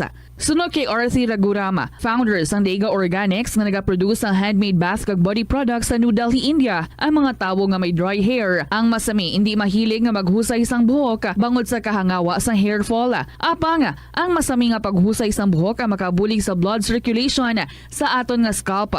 Naga-nourish man ini sang hair roots, naga-promote sang growth, kay nagabulig man agod nga malikawan ang hair loss. Kung ikaw isa ka chess lover, yaring pila ka brain benefit sa paghampang sini. Kag kung wala ka nagahampang sini, umpisahin na. Sunod sa pagtuon ng paghampang sang chess makabulig likaw sa Alzheimer's disease. Bangod ang utok nagatrabaho kaangay sang muscle, nagakinahanglan ini sang exercise agud mangin healthy kag malikawan ang injury. Magluwas diri ang paghampang sang chess ang nagapa-improve man sang concentration, memory, creativity kag problem solving skills kag napamatud-an man nga nagapaalam. Sa eskwelahan, ang pag-practice ang good manners and right conduct ang makabulig sa paghimo sang positive, respectful environment para sa pagtuon. Nagapakita ini sang pagtahod hindi lang sa mga manunudlo kundi mangin sa imo mga classmate kag sa school community. Mag-abot sa eskwelahan on time. Ang pag-abot sang late sa klase kag sa aktibidad ang nagapakita sang kakulang sang respeto sa oras sang iban. Magpamati sa imo maestra o kun maestro samtang nagadiscuss ang lesson kag sundon sang maayo kun may yara sang instructions. Tawgon nga ma'am o kun sir ang imo teacher o kun staff. Kun may pamangkot, ibayaw ang kamot, agud mahatagan ikaw sang kahigayunan nga makasabat. Maggamit sang please, thank you kag excuse me kung nagaistorya sa imo classmate o kung sino man ang imo ginaatubang. Likawan ang pagpanunlog, pagbuli o kung pagpanginsulto. Mangin maayo kag may respeto sa isig kapareho. Mangin matinlo sa classroom kag school grounds. Ibutang sa basurahan ang basura kag indi pag-ihaboy sa bisan diin lang ilabi na sa sulod sang classroom. Respetohon ang propiedad sang eskwelahan. Halungan ang mga libro kag supplies kag likawan ang mangguba sang pagabutang nga wala mo ginapanag-iyahan. Mangin focus sa pagtuon kag likawan ang pag-istoryahan na isang classmate samtang nagadiscuss ang imo maestra o kun maestro sang inyo nga lesson. Likawan ang cheating. Masami nga kompletohon ang assignments kag test nga wala nagapangopya sa hinimuan sang iban. Yari ang mga simple nga paagi agod makakinot sang tubig. Magpamunyag lang sang tanom kon ginakinahanglan kag nagakadapat. Magtala na sang adlaw kag oras ang pagpamunyag sa mga tanom kag sundon ini. Bunyagan sa makaisa lang ang mga tanom sa sinang adlaw. Antes maglas 9 sa aga ang mas nagakabagay nga oras sa pagpamunyag, agud nga mas makapanalupsop ini sa mga gamot kag mangin available sa bilog nga adlaw. Mas nanamian bala ikaw magtuon sa balay ipaanggid sa eskwelahan nga madamo ang tawo? Isa ka panugyan para epektibo ang pagtuon sa balay, amo ang pagpangita sa designated area agud nga matiniran kung ikaw nagasulat, nagabasa o kung nag-review. Pwede man nga lamesa sa kusina o kung sa desk sa go sang inyo nga balay, pero hindi gid magigda sa imo nga katre samtang nagatuon. Inibagod nagakatemtar gid ikaw nga magpiyong-piyong, tubtub nga dalayo na ikaw nga matulugan. Siguraduha man nga malimpyo kag organisado ang lugar nga imo ginatun-an. Ini nga pahanumdom ang ginadulong sa imo sang the #1 and most trusted radio network in the country, Bombo Radio Philippines. Basta Radio Bombo! Umpisa sang pandemya nangin mas conscious na ang mga tao sa personal hygiene bilang kabahina sang COVID-19 prevention. Apang magluwas sa COVID-19, madamo pa sang iban nga germs kag virus ang kinahanglan likawan agud indi mag-angkon sang sakit. Yari mga proper hygiene practices nga dapat muhimuon agud maligawan ang nagkalailain nga sahay sa balatian. Insakto nga paghugas sang kamot, pagpaligo adlaw-adlaw, pagpabilin sang good oral hygiene, pagsunod sa cough and colds etiquette. Help is available. Pinaagi sa pag-istorya, paghatag sang suporta, kag direkta nga bulig sa nagakinahanglan, mahimo mo gid nga mapunggan ang suicide kag makasalbar sang kabuhi. Santo sa World Health Organization, ang suicide ang 4th leading cause of death sa mga kabataan nagaedad 15 tubtog 19 anyos. Kung ikaw o kung may kilala nga nagasuprer sa depresyon, mahimo nga mag-contact sa National Center for Mental Health Crisis Hotline sa numero 0966 351-4512. Kung kaisa, bangod sa imo nga kaakig, stress kag disappointment sa kabuhi, nagadesisyon kamo nga wala ninyo ginapalibugan kag ginapadalman. Gani likawi nga maghimo sang desisyon kung ikaw ang akig. Hatagi sang oras ang imo nga kaugalingon, bangod ang imo nga first idea ang hindi mo man kung kaisa makabig nga best idea. Makabulig man nga magpangayo sang perspektibo sa ibang nga tawo, ilabi na kung siya ang nagapangatubang man sang kaangay nga sitwasyon sa ilang nga kabuhi. Kung ang desisyon nga imo ginhimo ang wala nangin madalagon, hindi napagbasulon ang kaugalingon. Naga-subscribe bala ikaw sa mga serbisyo nga wala mo man ginagamit? Halimbawa, ang balayran mo na bala para nga makalantaw ikaw sang movies, pero sa tuod lang, wala naman ikaw tiyempo nga maglantaw sini. Hapos lang lipatan ang bulanan nga mga subscription sa streaming services kag mobile apps, kag wala ka lang nakadipara ma-charge na ini sa imo nga bank account bisan nga wala mo man regular nga ginagamit. I-review gid ang imo nga ginagastuhan sa mga charges kaangay sini, kag ikonsiderar man ang pagkanselar sa mga hindi kinahanglanon nga mga subscription agod nga mas magamit mo ang imo kwarta sa mas kinahanglanon nga mga butang. Ini nga pahanumdom ang ginadulong sa imo sang the #1 and most trusted radio network in the country, Bombo Radio Philippines. Basta Radio Bombo! Yari ang mga household level fire safety measures nga dapat tandaan agud makalikaw sa sunog sa balay. Hindi magbutang o kung magtipon sang flammable substance o kung chemical nga makatugas ang sunog sa kusina o kung sa sulod sang balay. Ipalayo man sa mga kabataan ang pospro kag lighters. Patya ang kalayo kag baga matapos ang pagluto sa kusina. Siguraduhon nga wala nagasungaw kag pirmi limpyuhan ang mga kerosene kag gas stoves. Tandaan, ang paglikaw sa sunog sa sulod sa balay, responsibilidad sang bilog nga pamilya. Nakahibalo ka bala nga ang color ang makaapekto sang imo nga modo? Santo sa pagtuon sang American Home Shield, mayara sang correlation ang color kag mood. Kaangay sang pula nga nagapataas ang blood pressure kag heart rate. Apang mas maayo ang duag nga pula kunyara ini sa kusina, bangod mas nagapagana ini sa pagkaon. Ang shades nga blue kag green ang ginaabiso sa mga psychologist nga nagakadapat yara sa sulod sang imo kwarto, bangod ini nagapakalma sa paminsaron sang tawo. Sa pagbugtaw mo sa aga, cold baladayon nga tubig ang imo ginainom? Ay, dali lang, wait a minute. Para sa ininit. Suno kay Dr. Deborah Weatherspoon, isa ka advanced practice nurse, mas maayo nga mag-inom sang alabaab nga tubig sa aga. Paathag ni Weatherspoon, iniya nagabulig sa lawas nga magpagwa sang toxins kag naga-improve sang imo blood circulation. Sa mga babayi, ang pag-inom sang alabaab nga tubig ay nagabulig man kung ikaw nagasuprer sang period cramps. Ang tambo o kung bamboo shoots manggaranon sa dietary fiber, low in calories kag power-packed sang essential nutrients. Suno sa pagtuon sang ng comprehensive reviews in food science and food safety. Ang phytosterols kag phytonutrients sa tambo ang ideal sa pagtunaw sang harmful LDL cholesterol sa lawas. Ang antioxidants sa tambo ang essential man sa pagpabaskog sa sulod kag sagwa sang lawas. Suno naman sa pagpanalawsaw sang Journal of Ethnopharmacology, ang bamboo shoots mayara sang anti-inflammatory kag analgesic ug pain-killing properties. Magtipid sa paggamit sang kuryente, pinaagi sa mga masunod. Maggamit sa mga energy-efficient nga bumbilya, kaangay sang compact fluorescent bulbs ukon LED lights, imbis nga incandescent bulbs. Patsyo ng mga suga nga wala ginagamit. Tingbon ang mga bayo sa pagpamlansya. Himuon ang pagpamlansya isa lamang kabes sa isa ka semana. Buksan ang inyo bintana agud makasunod ang preska nga hangin kag silak sang adlaw sa sulod sang balay agud malimitahan ang paggamit sang electric fan kag suga. Mga kabombo nga motorista, yari ang mga pamaagi agud makatipid ka sa gatong. Ipasiguro nga yara permi sa maayong nga kondisyon ang imo salakyan. Check yara ang imo nga goma kag siguraduha nga yara sa husto nga tire pressure. Likawan nga naka-idle ang makina sang imo salakyan bangod nagakonsumo ini sang gatong. Buksi ang bintana sang imo salakyan kag magamit lamang sang aircon kung kinahanglan. Kag pagkamaayuha nga mag-commute na lang o kung maglakat-lakat kung malapit man lang ang imo kadtuan. Likawan ang aggressive driving kag padalaga na ang imo salakyan sa husto lamang nga katasigon. Hindi lamang sa jeans o kung tugas ng katigulangon ang rason sa hair loss o kung pagkaunot sang buhok. Natukiban sang health expert sa South Korea nga ang hair loss ang tuga sang environmental factors. Sa bugos nga kalibutan, nagalabot sa 4.2 million ang nagakapatay bangod sa outdoor air pollution suno sa World Health Organization. Mas sobra 90% sang populasyon sa kalibutan ang nag-aistar sa populated areas, sa diin ang heart attacks, aggravated asthma, irregular... This time, we have a letter coming from LD, San Quinto, Distrito. Ever dearest, Inday Regine.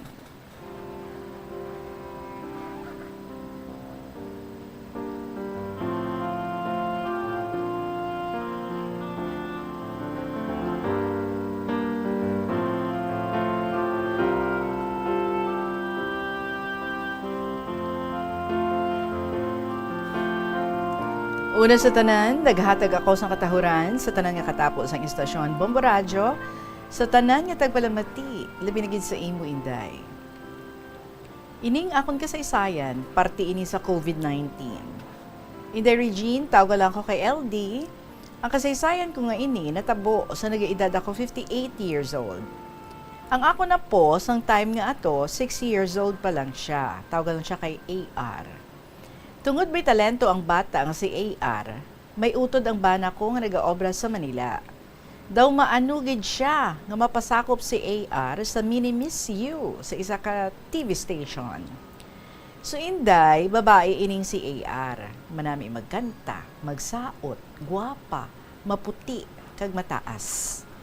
Ang tanan ara sa iya, kag hindi kagid mahuya nga i-contest. Puwerte pa sa iya ka hyper. So pagkabaluya nga makadto kami sa Manila, hambal niya, sige nanay, hindi kita ko maguya-huya. Huugali Inday, sa subong 63 na ako, kag si AR, 11 years old na. February 28, 2020, nagkadto kami sa Manila, agud sa pagkadto sa naamo to nga radio station or TV station. So gipadalaan kami kabirasko pamasahe. Pag-abot sa Manila, kinsugat kami sa Terminal Cabas, kay nagroro lang kami. Nagdiretso kami sa monumento sa Hinablos, Cabanako. Nagabaligya ang mga pasalubong nga pagkaon sa mga malls. Pagka-March 1, nagpa-audition si AR, kag nabaton siya. Pagka-March 4, gintrial sila sa tanan, umpisa production, fashion show, sa gown, kag iban pa. Pagka-March 6, ginpabalik siya, kaysa talent naman siya. Pagka-March 8, magwa na siya tani sa TV. Makita na namon si Vice Ganda, Bao. Inday, ano nga swerte, nagdeklarar si Duterte nga i-lockdown ang bilog nga Manila. Wala madayon ang tanan nga handom ni AR. Hambal kautod ka ba na ko? Tawagan lang siya kay S. Nining, kadto lang kamo anay sa bata mo sa kainta. Ang ikaduha ko nga bata sa kainta ga estar. Tawagan lang sa kay JR. Ining si JR, ang ginaobrahan niya isa ka supplier ka bugas, baboy, manok, kag frozen sa bilog nga Manila. Gani, wala siya problema. Bisan diin siya makadto, kay ti may ID siya. So sang dito na kami, bawal magwa, labi na gid ang bata. Gani ahay, sa sulod balay lang si AR. May bata ining si JR, 10 years old pa lang siya sadto. Kun adlaw, nagahampang sila sa cellphone, gid lang. Pero grabe, pagid practice ko kay AR. Kanta kag saot. Ginbaklan siya Bluetooth kag USB. Ginpa-downloadan ko ka mga kanta niya. Basta wala kami obra, hala lang kami practice kanta. Mga duha pa lang kami kabulan. Abi ka bata ko nga si JR, okay na, nga pwede na kami kapauli. Nagkuha siya ticket sa eroplano, duha kami kaapo ko nga si AR. Ang schedule, April 20. Pagabot sang April 20, gin-cancel. Gipabalo kami nga may isa naman nga May 1. Hindi isa, no? Nga May 1 naman ang flight namon. Ang masadya, kaysa tupad balay ni JR, isa ka pamilya ang may COVID. Puertikol ba kabata ko sa linyanay? Kadto ka mo anay sa Caloocan, sa Libis, kay kadelikado gid. Positibo ang isa ka pamilya, basig malatnan ka mo. Baw, antes kami magkadto sa Caloocan, nagpanggawad ako anay ka requirements para sa amon pag-flight. Tida mo in the requirements, may barangay certificate, may medical certificate, travel authority. Ang travel authority, wala pa mahatag. Gani, bisan gabi na, naghingagaw kami saylo sa Caloocan. Pagabot didto, ang tag-iya kabalay, utod kaban ako, tawag lang kay Mer. Ini si Mer, nagaobra sa hardware, collector, kag naga-drive sa delivery nga truck.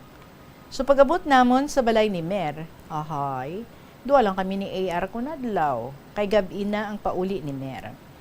Ang asawa niya, utod kaban ako, may 3 sila kabata, pero nabilin sa 5 distrito, nag-iliskwela. Pero inday, ang mga requirements sa Valenzuela City ko pagin pangkuha. Tanan nga kinahanglano namon, ginbaklan kami sang bata ko nga si JR, pati na mga bulong, prutas, kag iban pa. Baw, kabudlay nga malayo ka sa pamilya mo. Mga isa pa lang kami kabulan, sa sobra ko kapanungdom kung saan kami kapauli, nagmasakit ako, Inday Regine. Nahilanat ako, nasipon, wala gana magkaon, hindi ako kapanimaho, hindi ako kapanamil. Puertikol ba ako, Inday? Halos malupad ako pauli. Grabe pangamuyo ko. Nga maumpawan lang ako. Hambal ka mga bata ko, Nay. Magpakabakod ka, hindi ka magpadaog sa ginabatsyag mo.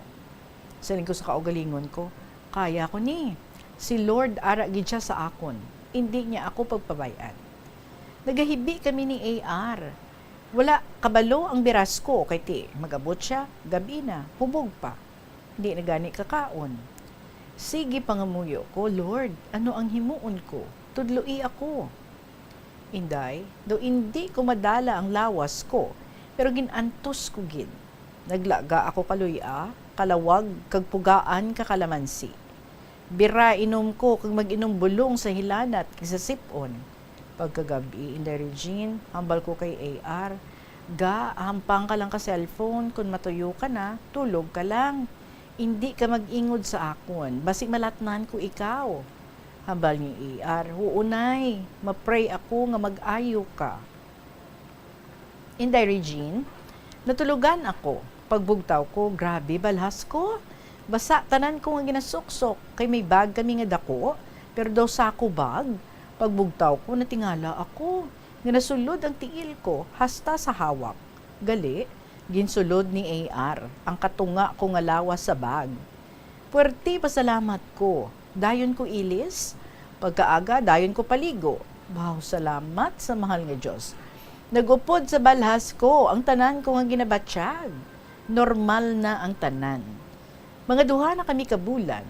Ang Bluetooth kag USB nga kun adlaw ginakantahan ka bata, ginpaidalom namon sa ulunan, sa dalom ka banig. Pati kahita may unod nga 300 pesos, nadula. Puwerte ang hibi kaapo ko. Hambalya bad sila nay. Makawat sila. Why nagana magkanta si AR. Naluoy ako. Nagtawag naman ang bata ko nga, June 1 naman ang flight namon. Baw abi ko sure na gid pagka June 1, ay hindi naman madayon. Baw do hindi na ako kahulat. Pero naagwanta, bisan ano ka pungaw. June 5, 2020, may namalay-balay ng hatag ka quarantine pass. Martes kag Bernes ang akong pagpamakal kakinahanglanon namon. Labi na gid bugas kag sudan. Pila na ka beses ako nga nagpaninda, ginalakat ko lang mga 2.5 nga kilometers. Pag-agi ko sa balay nga damo tawo, isa-isa sila gahatag sang eco bag. Hambal nila, nanay, dali di kuha ka isda, 12 ka banyera ang napanghatag ka mga soldado.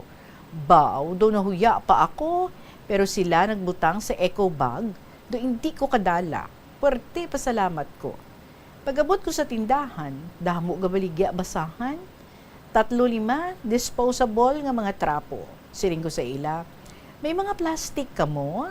Siling nila, nga anay, tagaan ko kamong isda. Baw, puwerte kalipay nila.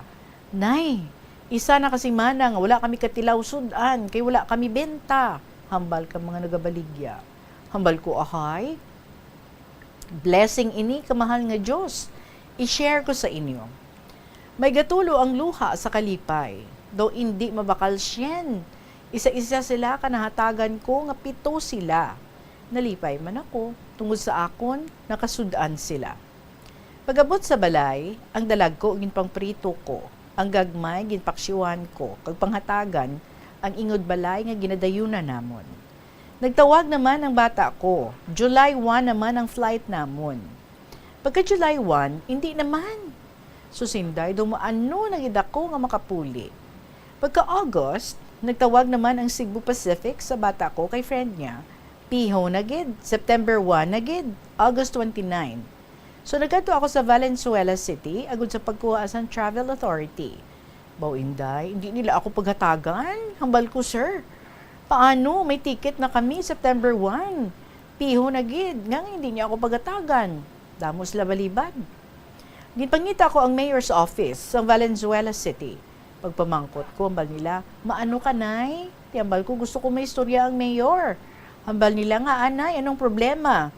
Bawinday, mga istrikto, kag istrikta, ka mga empleyado, kag empleyada sa mayor's office. Daw hindi nila ako po sa pakon, kay wala ko no ang mayor.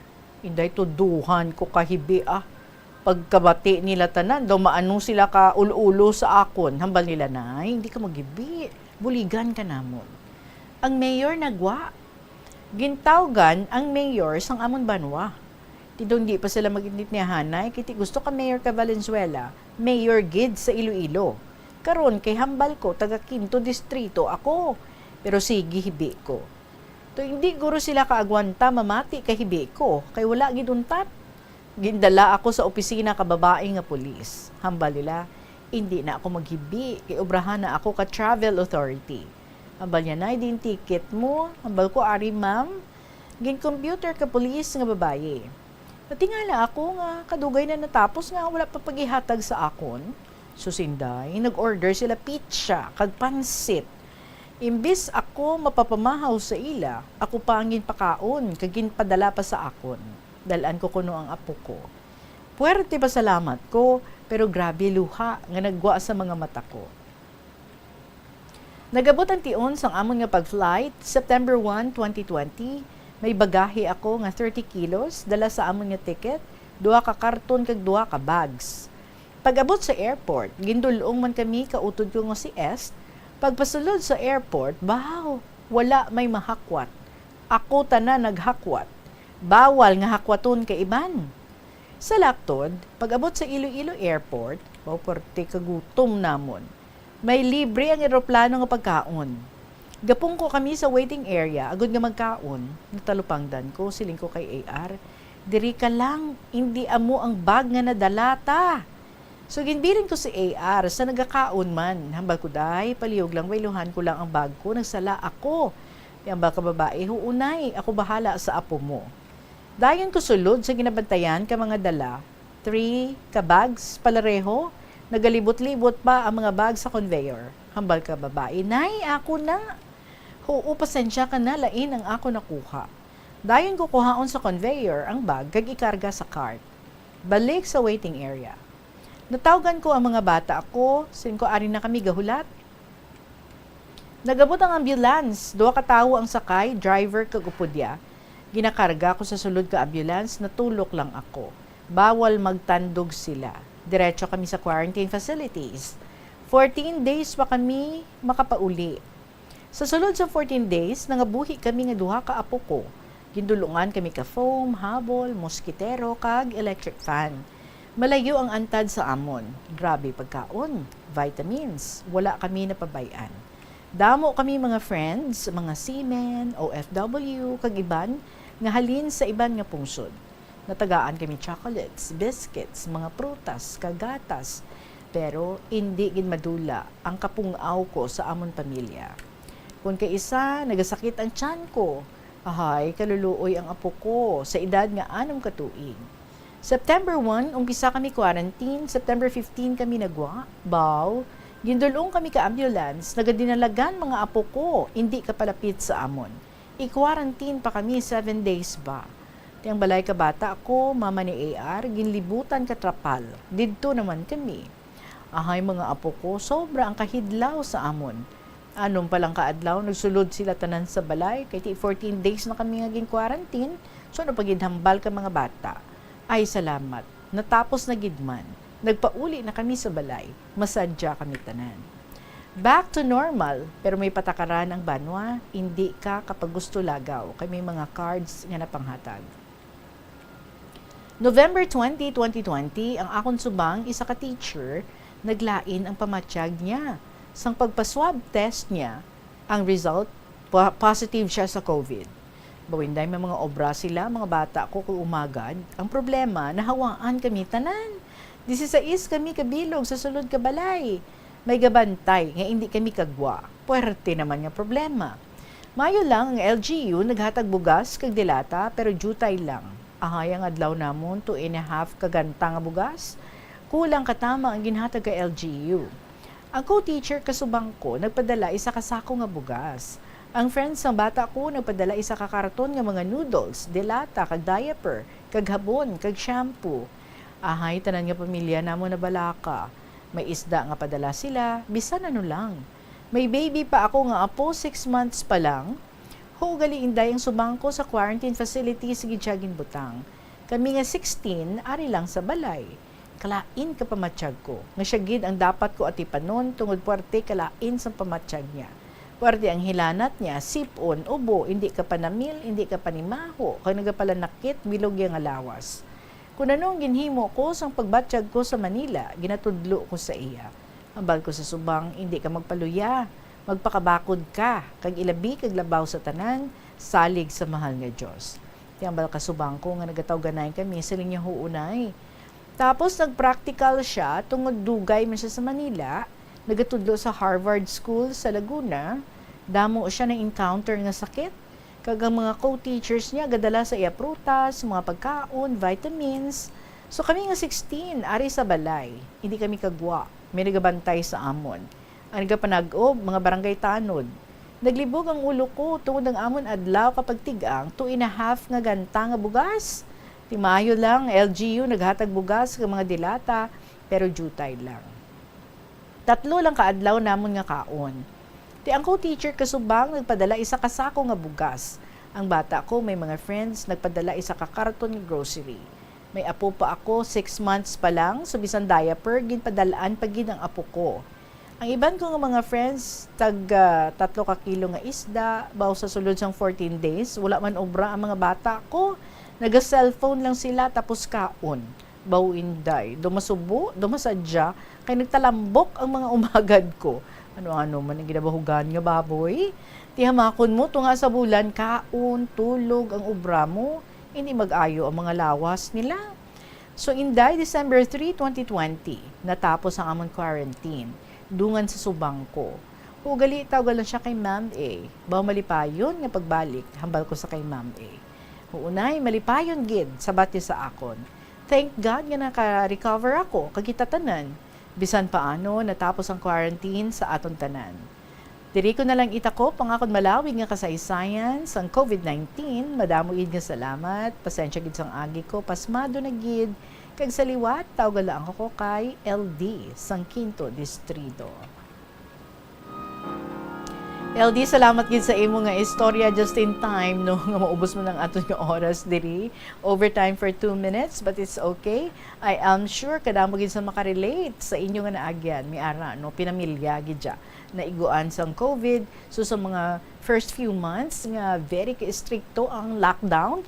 While we do understand no nga kung na-COVID ka mo, hindi ka mo kagwa sa sulod sa balay, may mga tao pang nagbantay sa inyo dira sa sagwa, monitored gid ka mo, kag ano ka budlay, no? But that was also the time nga dito na to nakita, no? Kung ano man ang pagbinuligay sang tagsa-tagsa, mga friends, mga relatives, ang iba hindi mo gani kilala, nagapadala sa mga kinahanglanon para sa pagkaon, para sa mga bulong, kag kanami lang gid sang feeling, no? So grabe, halin sa Manila na abdan ka mo lockdown, pag abot sa Iloilo, na COVID pagid ka mo liwat. Anyway, I am sure nga damo gid ka mo no sang mga hindi malipatan sa mga nagalatabo sa inyo, especially sa imo kung sa apo mo dito sa Manila, kag sa inyo gid tanan no, sa inyong sulod sang Panimalay, sa bata mo nga siya yagin sa quarantine facility gid siya yagin pakadto dito gid siya nag quarantine. Ay nako, kadamo lang gid sa mga istorya. But anyway, thank you so much kids sa imo sa pag-share mo diri sa amon LD sang Quinto Distrito. 3 minutes after 3 o'clock mga kabombo, yes, magasunod na Tuyang Ermitaña Provincial Jail kag Dear Diary. So maraming salamat sa inyo for sharing your time with me. I hope you'll also be sharing your stories, especially those sa mga wala pa naka-join. Pwede may email ang inyong mga istorya sa bombo_iloilo@bomboradio.info or write it down and then you send it sa kahapon lamang program DYFM, Bombo Radio Iloilo, Sky City Tower, Mapa Street, Iloilo City. Balikay kita buwas, madaming salamat sa inyo. Sa gihapon, ininyo alagad si Tita Regine para sa kahapon lamang program. Good afternoon and God bless.